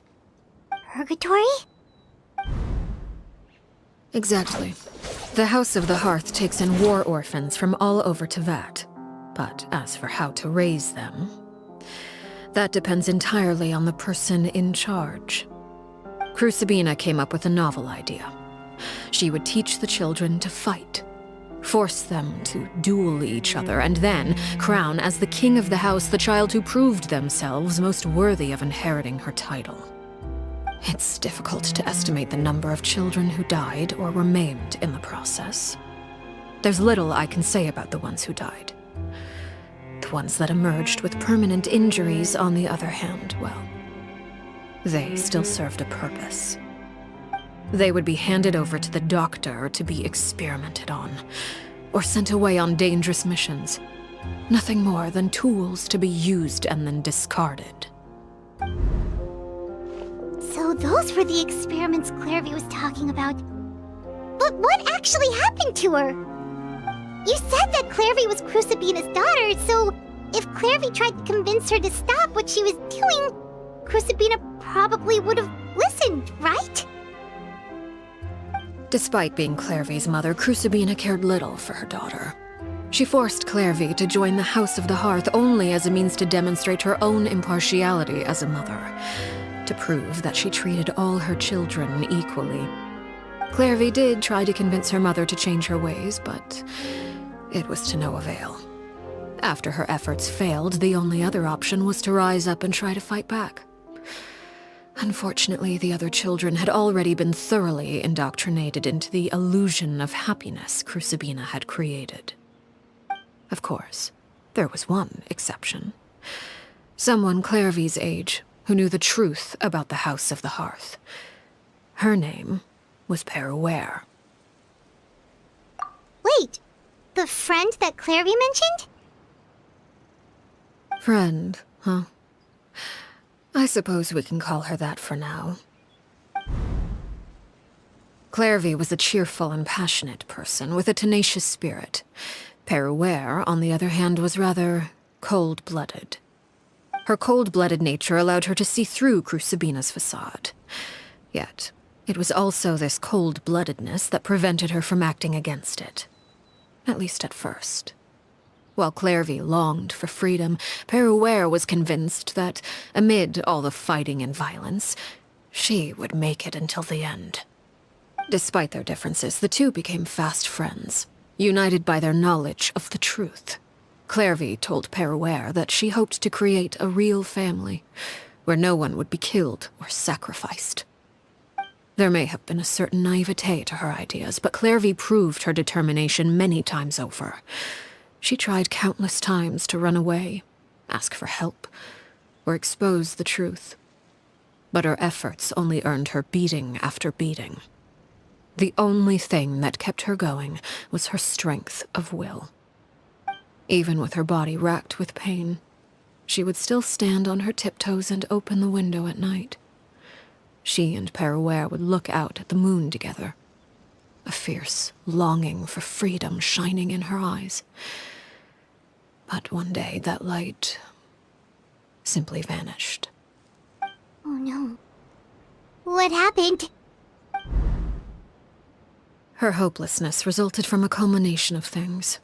10 years had passed. 10 years worth of failure after failure. She and Peruere weren't children anymore, but finding any chance to escape still seemed as hopeless as ever. It was during this time that Peruere suggested a new plan. If escaping was out of the question, why not take down the very person sitting on top of this throne of lies? Mother herself. Clairvy rejected that proposal. She claimed that, as a famous harbinger, Crucibina possessed an unimaginable amount of power. Trying to kill her would have an incredibly low chance of success. Clairvy never gave another reason, but Peruere could see it written all over her face. Clairvy still thought of Crucibina as her mother. Killing her own flesh and blood was a line she couldn't bring herself to cross. If she couldn't escape and fight back, then only one option remained. Precisely. Death was the only way that she felt she could be free. It happened during a duel. When she arrived at the dueling ring that day, her partner turned out to be none other than Peruere, the very person that had stood by her side all those years. It was a fierce battle. But ultimately, Clairvy decided to let Peruere end her life. From that moment on, Peruere's journey was one written in flames. When the rain finally came and washed it all away, there she stood, the sole victor in Mother's endless game of slaughter, a trail of corpses strewn across her path to success. It was the very result she had predicted 10 years prior. Even then, she believed she would make it until the end. She wasn't surprised by the fact that she emerged as Mother's undisputed heir. Rather, her success left her with an inexplicable sense of restlessness. She was unsettled, and there was only one thing that could quell that sensation. Perhaps you two would like to take a guess as to what it was? Crucibina, you mean? But... Correct. This is the place where Peruere killed her best friend. A mere year later, this is also the place where she fought tooth and nail to kill the mother they shared. The moment she acted, any conception of what was right or wrong ceased to matter. It's one of the principles of the house. Only those who survive get to write the rules. Peruere won the battle, and became a harbinger herself. After which Her Majesty, the Tsaritsa, bestowed upon her a new name. Arlecchino. So the Perry Clairvy was talking about... It was you all along. You're Peruere. Arlecchino is just a name you got later. I left that name behind long ago. I must say, hearing it now does bring back memories. After I defeated Crucibina, the moniker of Mother died with her. I chose to forego the title she called herself, and even chose to give up my own name. I rebuilt the House of the Hearth under a new identity. Not only as Arlecchino, but as father. And that is where the story ends. Any more questions? Yeah. Based on what you just told us, Clairvy wasn't a little kid when she was killed. So the Clairvy we met... Was she really a spirit at all? I suppose you could call her an illusion born of flame. Her existence is like ashes to a fire. Something left over in the wake of blaze and ruin. You see, a certain power runs through my veins. It's not unlike a curse.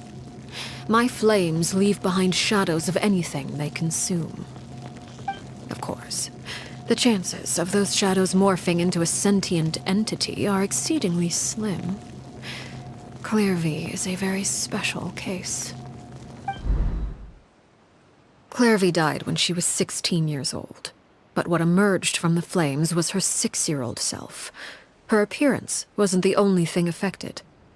Most of her memories were lost to the blaze as well. Memory is a mysterious thing indeed. Losing a portion of your memories will alter your sense of self. Lose 10 years' worth, however, And it would be like living in the past. Like returning to a version of yourself that never grew up. No wonder Paimon got such a weird feeling when we were talking to her.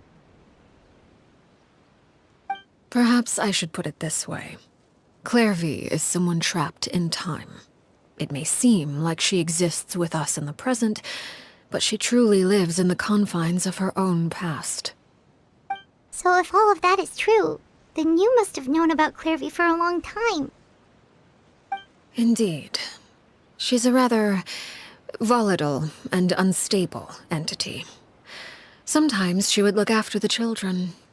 She's even saved some of their lives. But other times, she would hide from me and become obsessed with revealing the truth about the house to anyone who will listen. Shadows don't have the capacity to learn or grow. Any new information they encounter is quickly forgotten over time. Your attempts to expose Clairvy to sunlight, they failed, yes? The reason is actually quite simple. In Clairvy's mind, the house is impossible to escape, and it is this very perception that traps her there. But no matter. All I have to do is kill her again, and all will be resolved. I don't anticipate so much as a single speck of ash will be left behind this time. Wait! Paimon can understand why you might want her gone, but isn't there another way? So what if she's trapped in her 6-year-old self? She's still your friend! At least talk to her first! It's too late for that. She broke the rules, and now she must be punished. That goes for Filial and Nantoy as well. She's had quite the effect on them. I hope you understand. The difference between Crucibina and myself lies in our formulation of the rules, not our policy for enforcing them. Upholding the rules without question is a trait we both share, because that is how a household should be run. Is this really what you want to do? Whatever could you mean? Don't you want to say a proper goodbye at least?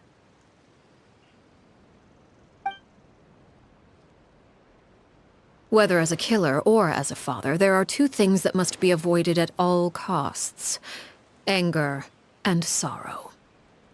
Anger makes you impulsive. Sorrow causes you to waver.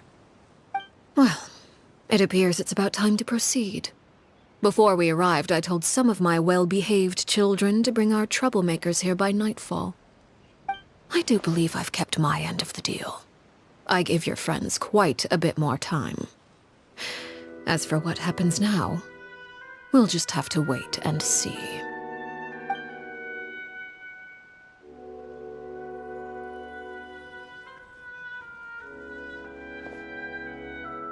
Here they are, Father.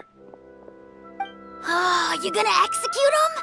Seeing something like that would actually be a first for me. Lenny! I'm sorry. I heard about how you helped buy us more time. But I still failed. I couldn't find a way to fulfill her wish. Huh? Are you... Perry? Indeed, it's been a while, Clairvy. Perry! Shh, stay right there. I'm sorry to postpone our reunion, but first I believe certain scores need settling.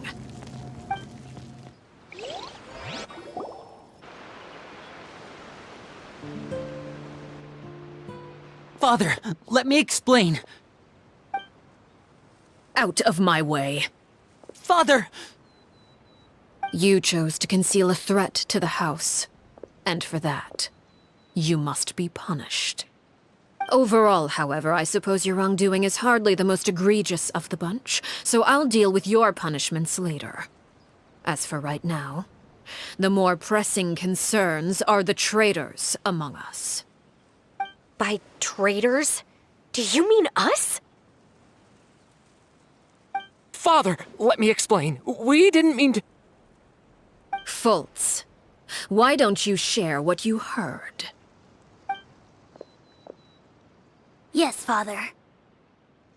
Secret Midnight Meeting number 3. Participants, Filial, Nantoy, Sato, Toddy. Nantoy clearly said, if only Father wasn't the one who took us in. Sato added, I'm sick of this life. I just want to live as a normal person. Filial was the worst of them all. She called us crazies and said a bunch of mean things about Father. I did not! You're lying! Fultz is trying to frame us. It's not like I'm the only one who heard those things. After that, you and Toddy and a bunch of other people started talking about Clairvy. You were using all those things Clairvy brought up as an excuse to question Father. We're birds locked in a cage. The only way out is to destroy it. That's what you said, wasn't it? You little. You just want me gone, don't you? What did I ever do to you, huh? And you, Sheplo, have you forgotten who stood by your sickbed, watched over you, and changed your dressings? Come on, let's hear it then. What's your reason for all this?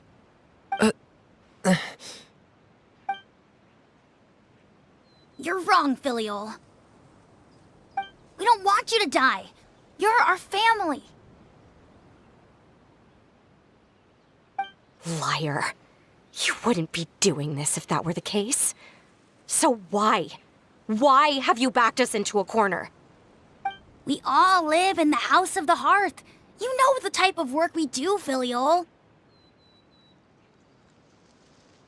A single betrayal can cost dozens of us our lives. It's not like it's never happened before. That kind of thing is hard to forget. That's why the House of the Hearth cannot tolerate any form of betrayal. Ever since we came to Poisson, you've had 7 secret meetings. A lot of the things you talked about really crossed the line. You've been spying on us for half a month? Wait a second. Now that I think about it, the move to Poisson was just a way to make it easier to spy on us, wasn't it? Because we were all in one place. You've had this planned all along. Filial, Nantoy, I'm sorry. I owe you both my life. I owe Clairvy too. If it weren't for all your help after I got poisoned, I wouldn't be standing here today. If this were any other situation, I would do anything to repay that kindness, even if it cost me my life. But rules are rules. I'm sorry. My hands are tied. Why? Why? That's enough, Filial. We made a mistake, and we should own up to it. We broke the rules, plain and simple. And now we have to face the consequences. I'm sorry, Chapleau. Fultz. I'm sorry, Father. We accept our punishment. Chapleau, according to the rules of the House of the Hearth, how should these traitors be punished? All those who betray the house pay with their lives. And so it shall be.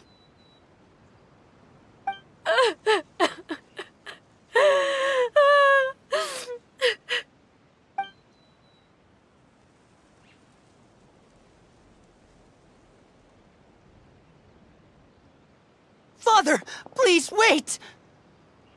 Something you want to say, Linny? Please reconsider, Father. What Filial and the others did, does it really count as betrayal? We all come from broken families. From the very first day we joined the House of the Hearth, we wanted nothing more than to make it a real home. But the truth is, none of us know what a real home should look like. I'm not saying I have all the answers. All I know is this. Killing Filial and the others may uphold the rules, but doing so will only bring us further away from being a real family than we've ever been. So please, Father, please reconsider. I agree with Linny. Father, please. Linny, you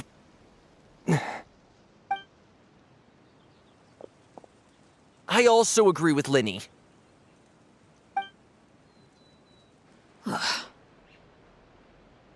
An order once given cannot be rescinded. However, given the extent of your determination, I suppose we shall have to go about this a different way. Draw your weapons and face me. Our weapons? Father, are you referring to a duel?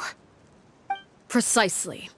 The rules of the house will not be altered. Traitors must be punished. However, resolving disputes with a duel is also one of our rules, one that also applies to me.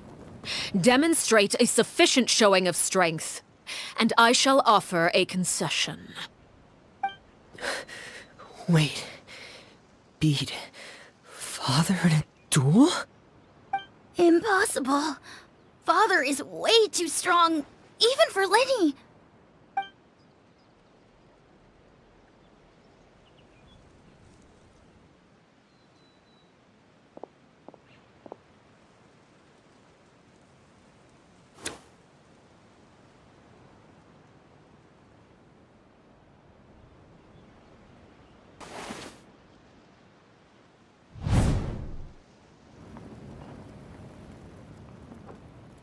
Did you hear that, Traveler? Lenny and the others have to duel the knave. What should we do? Can they really win something like that? If they lose, those people from the house are really gonna be executed. Hey, are you listening?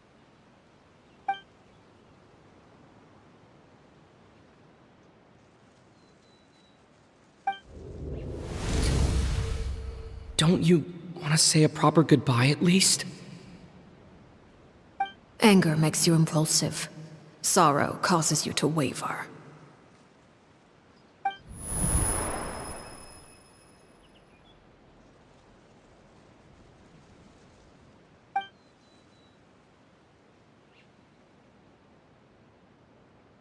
Oh. Looking at that expression on her face, she seems really serious about this. Guess that means there's no chance she's throwing the duel on purpose, huh?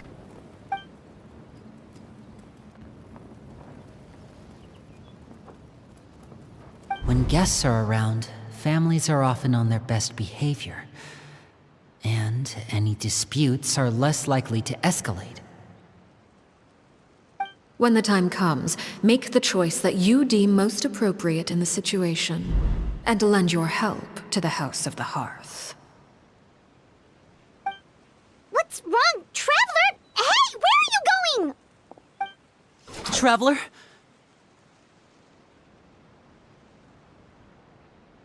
You're asking to join the duel against the knave? I'll allow it. We do have a ready-made dueling ring at our disposal, after all. All I would advise is this. Keep a firm grasp on your weapon, and give it your all. Any less, and you may just lose your life.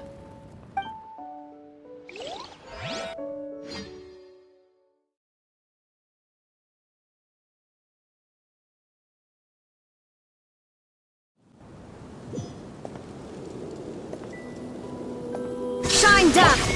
Everyone hold hands! Taking a turn for the My better. turn now. With Here these they lie. rising flames! Time to shine!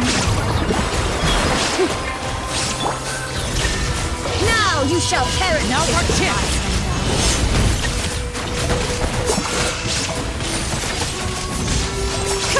With the fall of darkness, destruction shall rise. Have a taste of purgatory. Seems like an emergency. Father's even stronger than I expected. I see everything! The Temple of Wisdom! Is it my turn now? Protected with sealing! Let the world come! Shine down! Trapped like a bunch of helpless animals. Is it my turn? Getting here! There is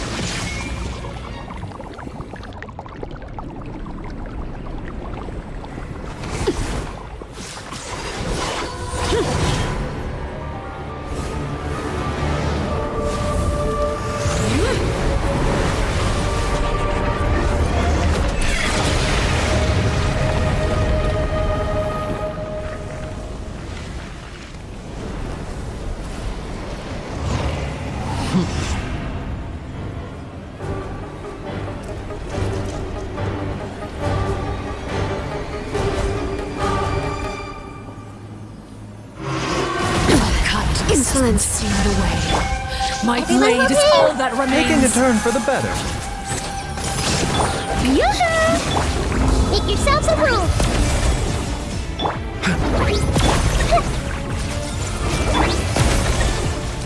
Now's our chance! Over here!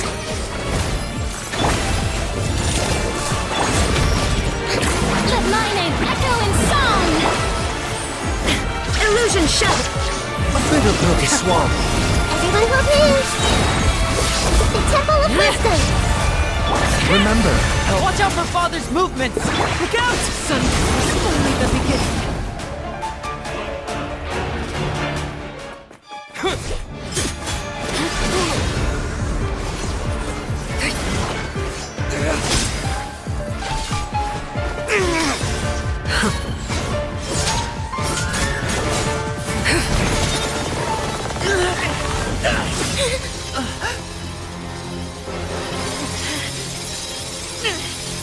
You should know better than to crowd in one place.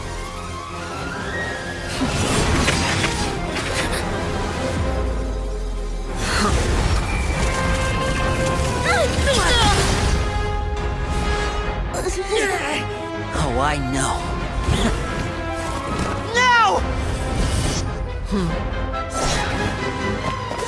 I'm sorry, Father!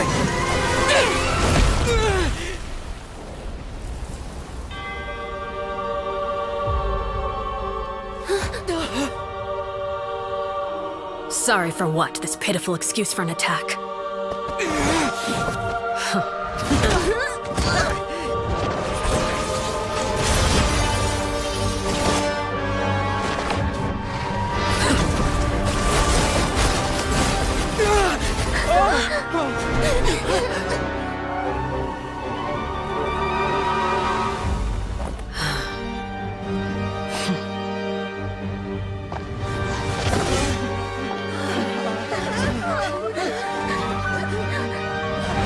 Father, no!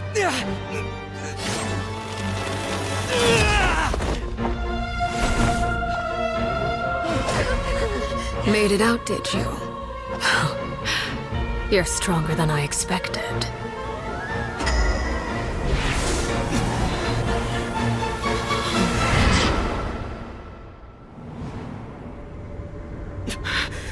A crimson moon?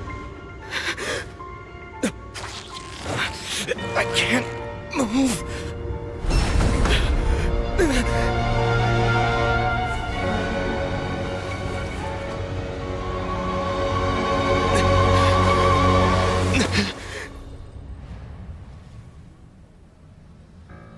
Still, not strong enough to beat me.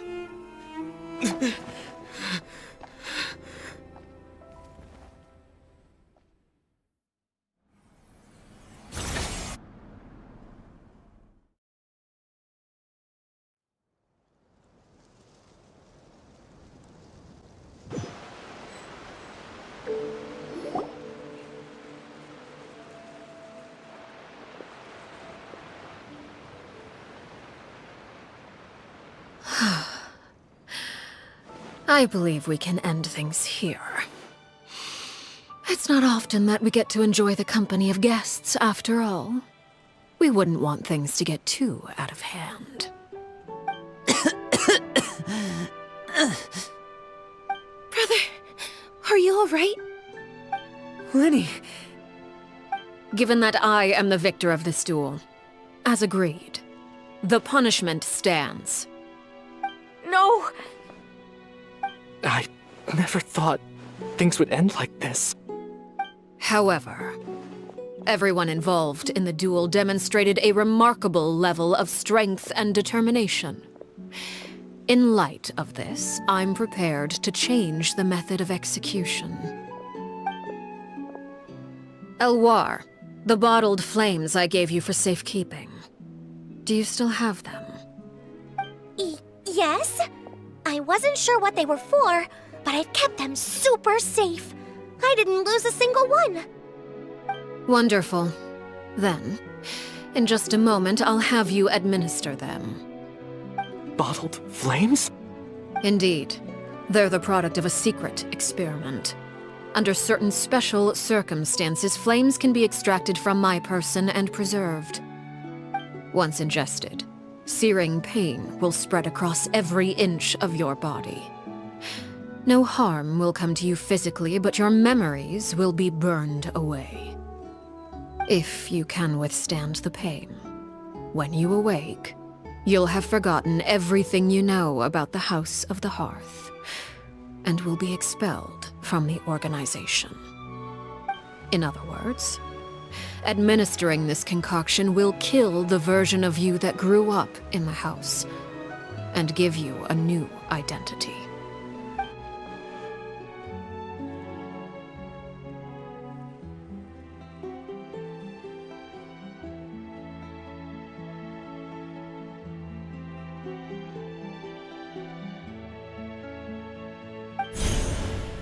Memory is a mysterious thing indeed. Losing a portion of your memories will alter your sense of self.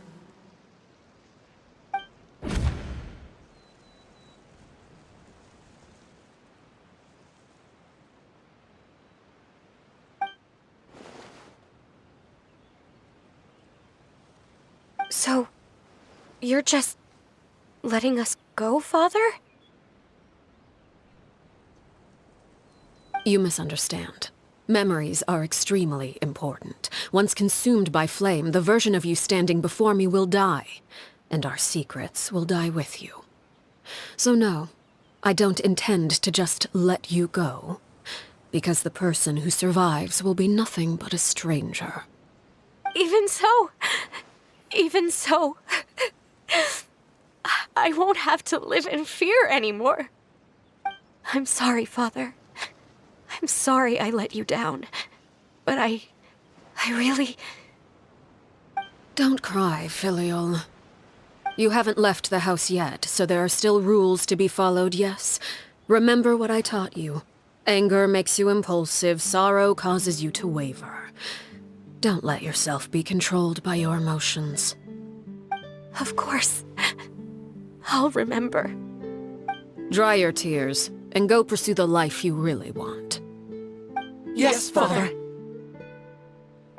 Chaplot, Foltz, Elwar. Take them back to Poisson. And bring Linny and the others as well. I prepared 3 extra vials of bottled flames. As for whether to take them, the choice is yours. Goodbye, children. The next time we meet, I will no longer be your father. Thank you for all you've done for the house. I hope you have bright futures ahead of you.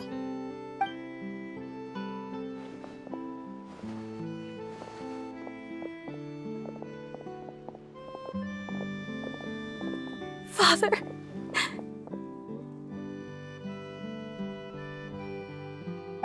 Let's go.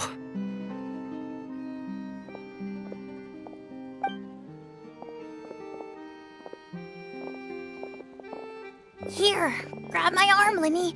I'll help you walk back. Thank you.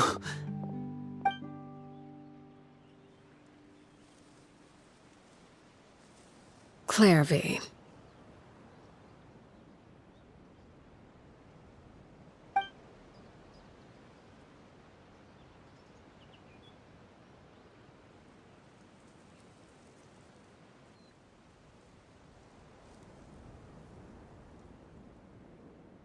Can we talk now?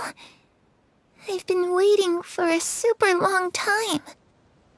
You really are Perry, aren't you? I haven't seen you in so long. How come you're all grown up? Wait, did I somehow travel to the future on accident? Or am I dreaming? What a long dream. Neither. You died, Clairvy. That's what happened. You could have at least sugarcoated it a little. Look, she's done speechless. Oh. Okay then. Huh? That's it? You accepted it just like that? Yep. If that's what Perry says happened, then I believe her. Perry wouldn't lie to me. Plus, I don't really need to know why I'm like this. I'm more curious about what happens in the future. If you're a harbinger now, Perry, that means Mother is gone, isn't she? Can you tell me about it? I want to know what happened to her. And to me. You never stopped trying to defy fate. At first, no one believed you. You could only vent your frustrations to the moon. In fact, you often sought comfort in the night sky. You wanted to see the aurora, so one night we promised each other we would go to Snezhnaya to see it together. Later on, you tried to run away, but you were brought back each time. Mother spared your life, but it wasn't out of kindness. Instead, she decided to make an example of you by slowly torturing you over time. That way, the other children would know what happens to traitors. Still, you never gave up. Mother hoped that through ruthless duel after ruthless duel, she would be able to crown an ultimate victor among the children she raised. But you called on everyone to unite, to fight to a draw in order to reduce casualties. Your efforts may have only delayed the inevitable, but still. You gave them hope. You tried everything you could think of, but every attempt ended in failure. Still, you never turned your sword on Crucibina, and you never turned it on me. On that gloomy day, you told me, "For the last 16 years of my life, I've done everything I can to fight for freedom. But now, I realize that the only freedom I truly possess is the freedom to choose to die." I never imagined I would say something like that. I must have been feeling really worn down. But somehow, I still think I understand. According to Mother's plan, only one of us was going to make it until the end. And I always hoped that person would be you.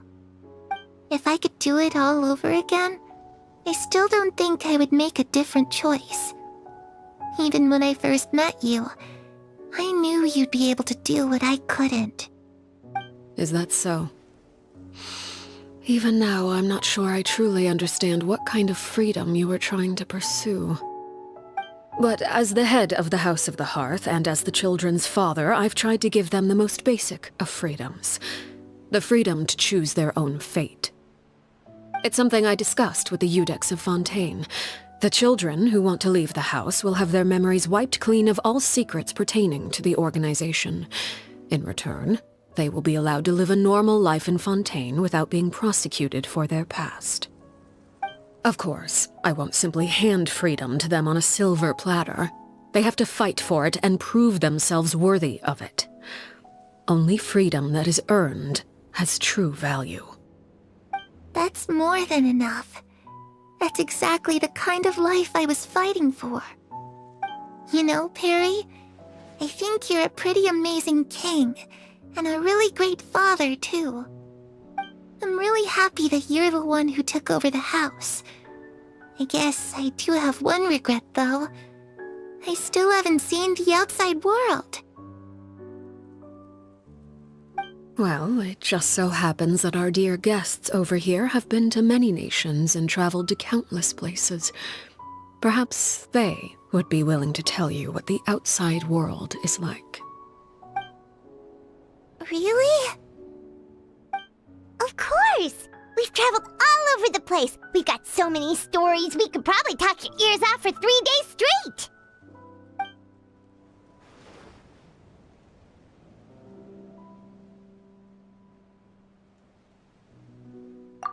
I was always too afraid to skip Mother's fighting lessons. But at the academia, I bet you could do all sorts of secret things in class. Things that have nothing to do with studying. I'm just kidding. Being able to study whatever you want without having to fear for your life actually sounds pretty great. Those yokai you mentioned, what do they look like? I once saw a drawing of this one guy with horns on his head and a super scary face. Are there any yokai like that? sounds like you're talking about an Oni. Yep, we've met one, and let Paimon tell you, they're not nearly as scary as they look.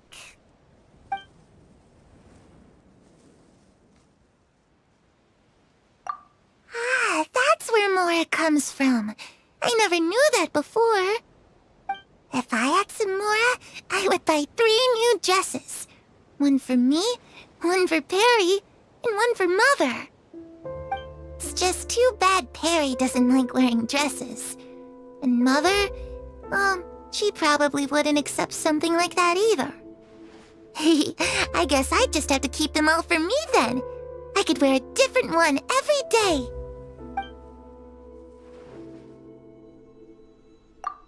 You know, I used to dream of being a bard. Playing the lute while singing into the winds of freedom.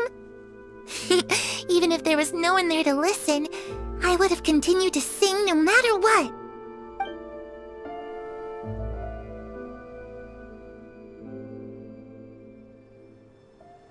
The situation was super dangerous. Lenny and Lynette were accused of committing a crime, and they were going to have to stand trial at the Opera Epicles. Oh no, that must have been hard for all of you. What happened next? Don't worry, we were able to turn the situation around super quickly, all thanks to Detective Paimon, of course. How'd you do that? Come on, tell me. Okay, so it was like this. After the failed magic show, we rushed to the scene and...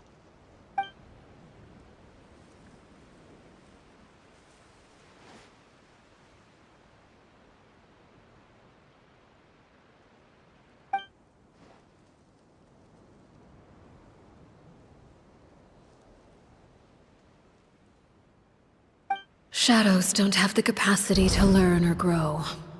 Any new information they encounter is quickly forgotten over time.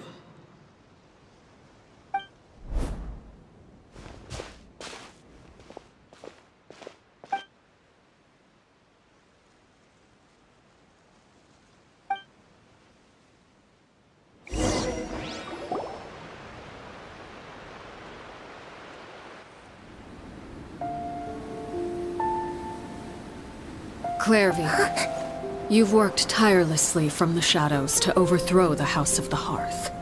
Now, by my authority as the Knave, I shall announce how this matter ends. You are hereby expelled from the House of the Hearth. You are no longer tied to this place, nor are you bound by its rules. You're saying that I can finally leave? I get to experience the outside world as well?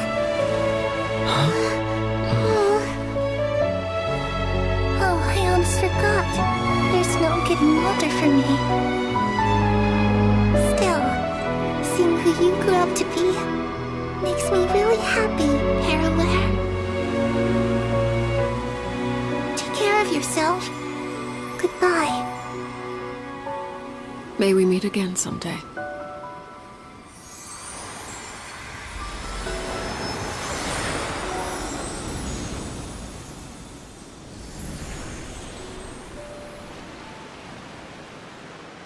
Clairvy. She left so soon. Paimon didn't even get to finish her story. I also have certain sentiments left unsaid. I wanted to tell her that the aurora I saw in Snezhnaya was just as beautiful as the ones in the pictures. But a shadow's memories reset at dawn. Had we delayed any longer, we wouldn't have had the time to say goodbye. Whatever regrets may linger, let them be lost to the coming of a new day. Father? It's Linny! Hey, Linny!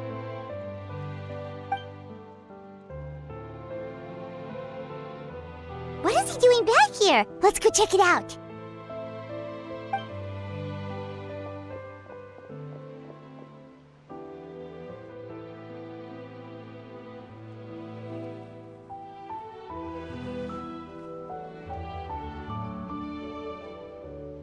Father, the bottled flames have been administered. Filial and the others have left the house. And you? What have you decided? Thank you for giving us that choice, Father. But we never wanted to leave the house. It's the only home we've ever known. Lynette and Fremine feel the same way. They're recuperating back at the Hotel Bouffe d'été. But I decided to come back and tell you where we stood. I'm sure you're well aware of the expectations I have for you. I want you to follow in my footsteps and become the next king of the house. Yet you seem to have different ideas. I must admit, I'm rather surprised by your decision to stay. There's nothing wrong with choosing to live a quiet life. Leading this organization is a heavy responsibility, one not so easily carried by someone forced onto the throne. I just never understood what you saw in me. What made you believe I was deserving of that throne? You're brave, talented, and, most importantly, you cherish your family. You would do anything to protect them, even if it costs you your life.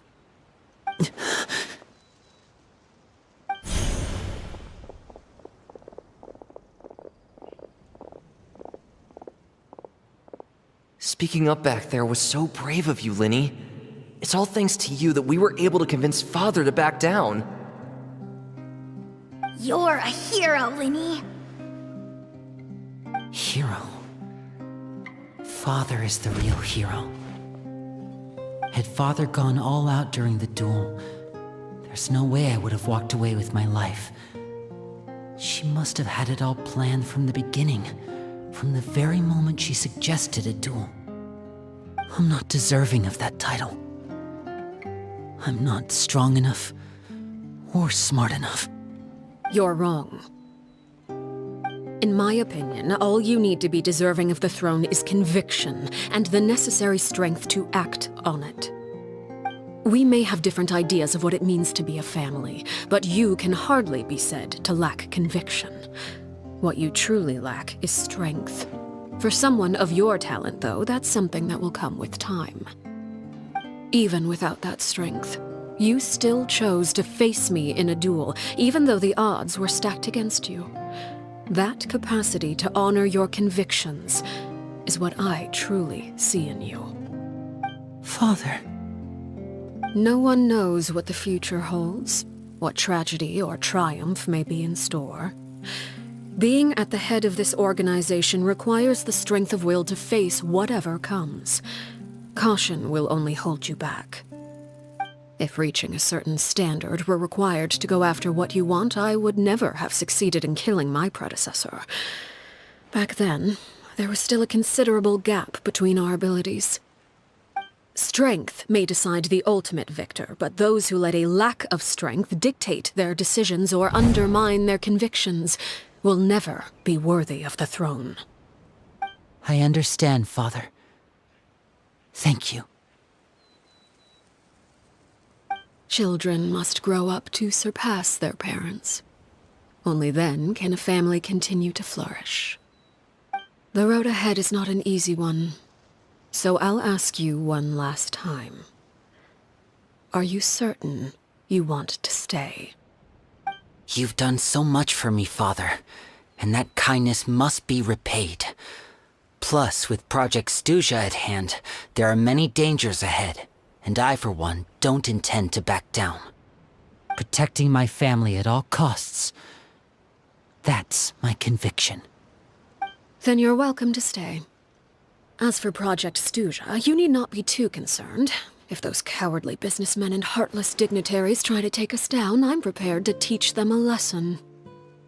Having members who longed for the light was our organization's last weakness. With those members no longer among our ranks, the House of the Hearth is like a spider hiding in the shadows. We need only wait for our prey to come to us. At present, our imperative is to use their plan to our advantage. In doing so, a crimson moon shall rise amid the frigid blizzards of winter. No demonstration of loyalty shall go unrewarded, and no sacrifice shall be in vain. As for the two of you, whether we meet again as friend or foe, I'll remember the camaraderie we shared in this moment. No matter how arduous the journey ahead, I hope we both reach our desired destination.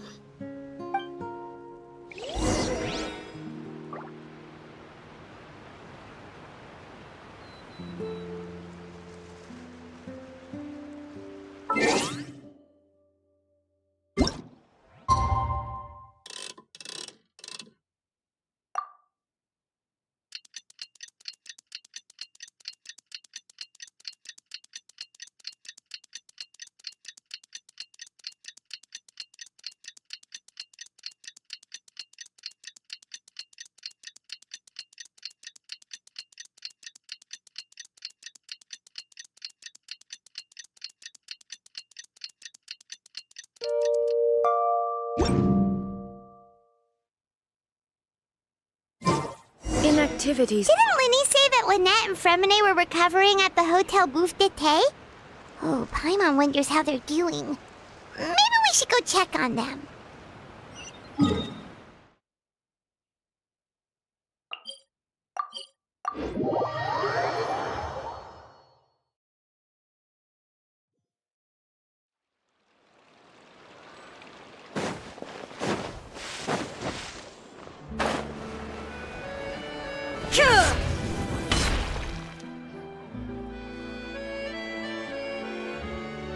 Lynette? Fremine?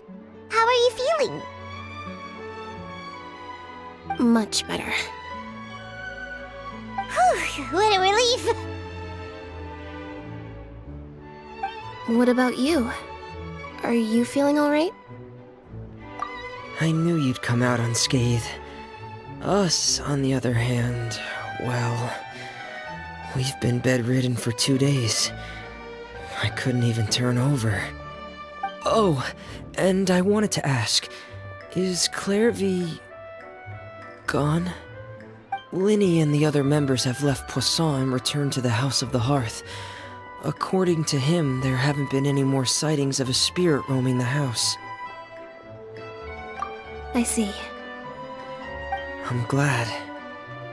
Father came to check up on us 2 days ago and told us about what happened with Crusabina and Clairvy. Actually, I've met Crusabina before.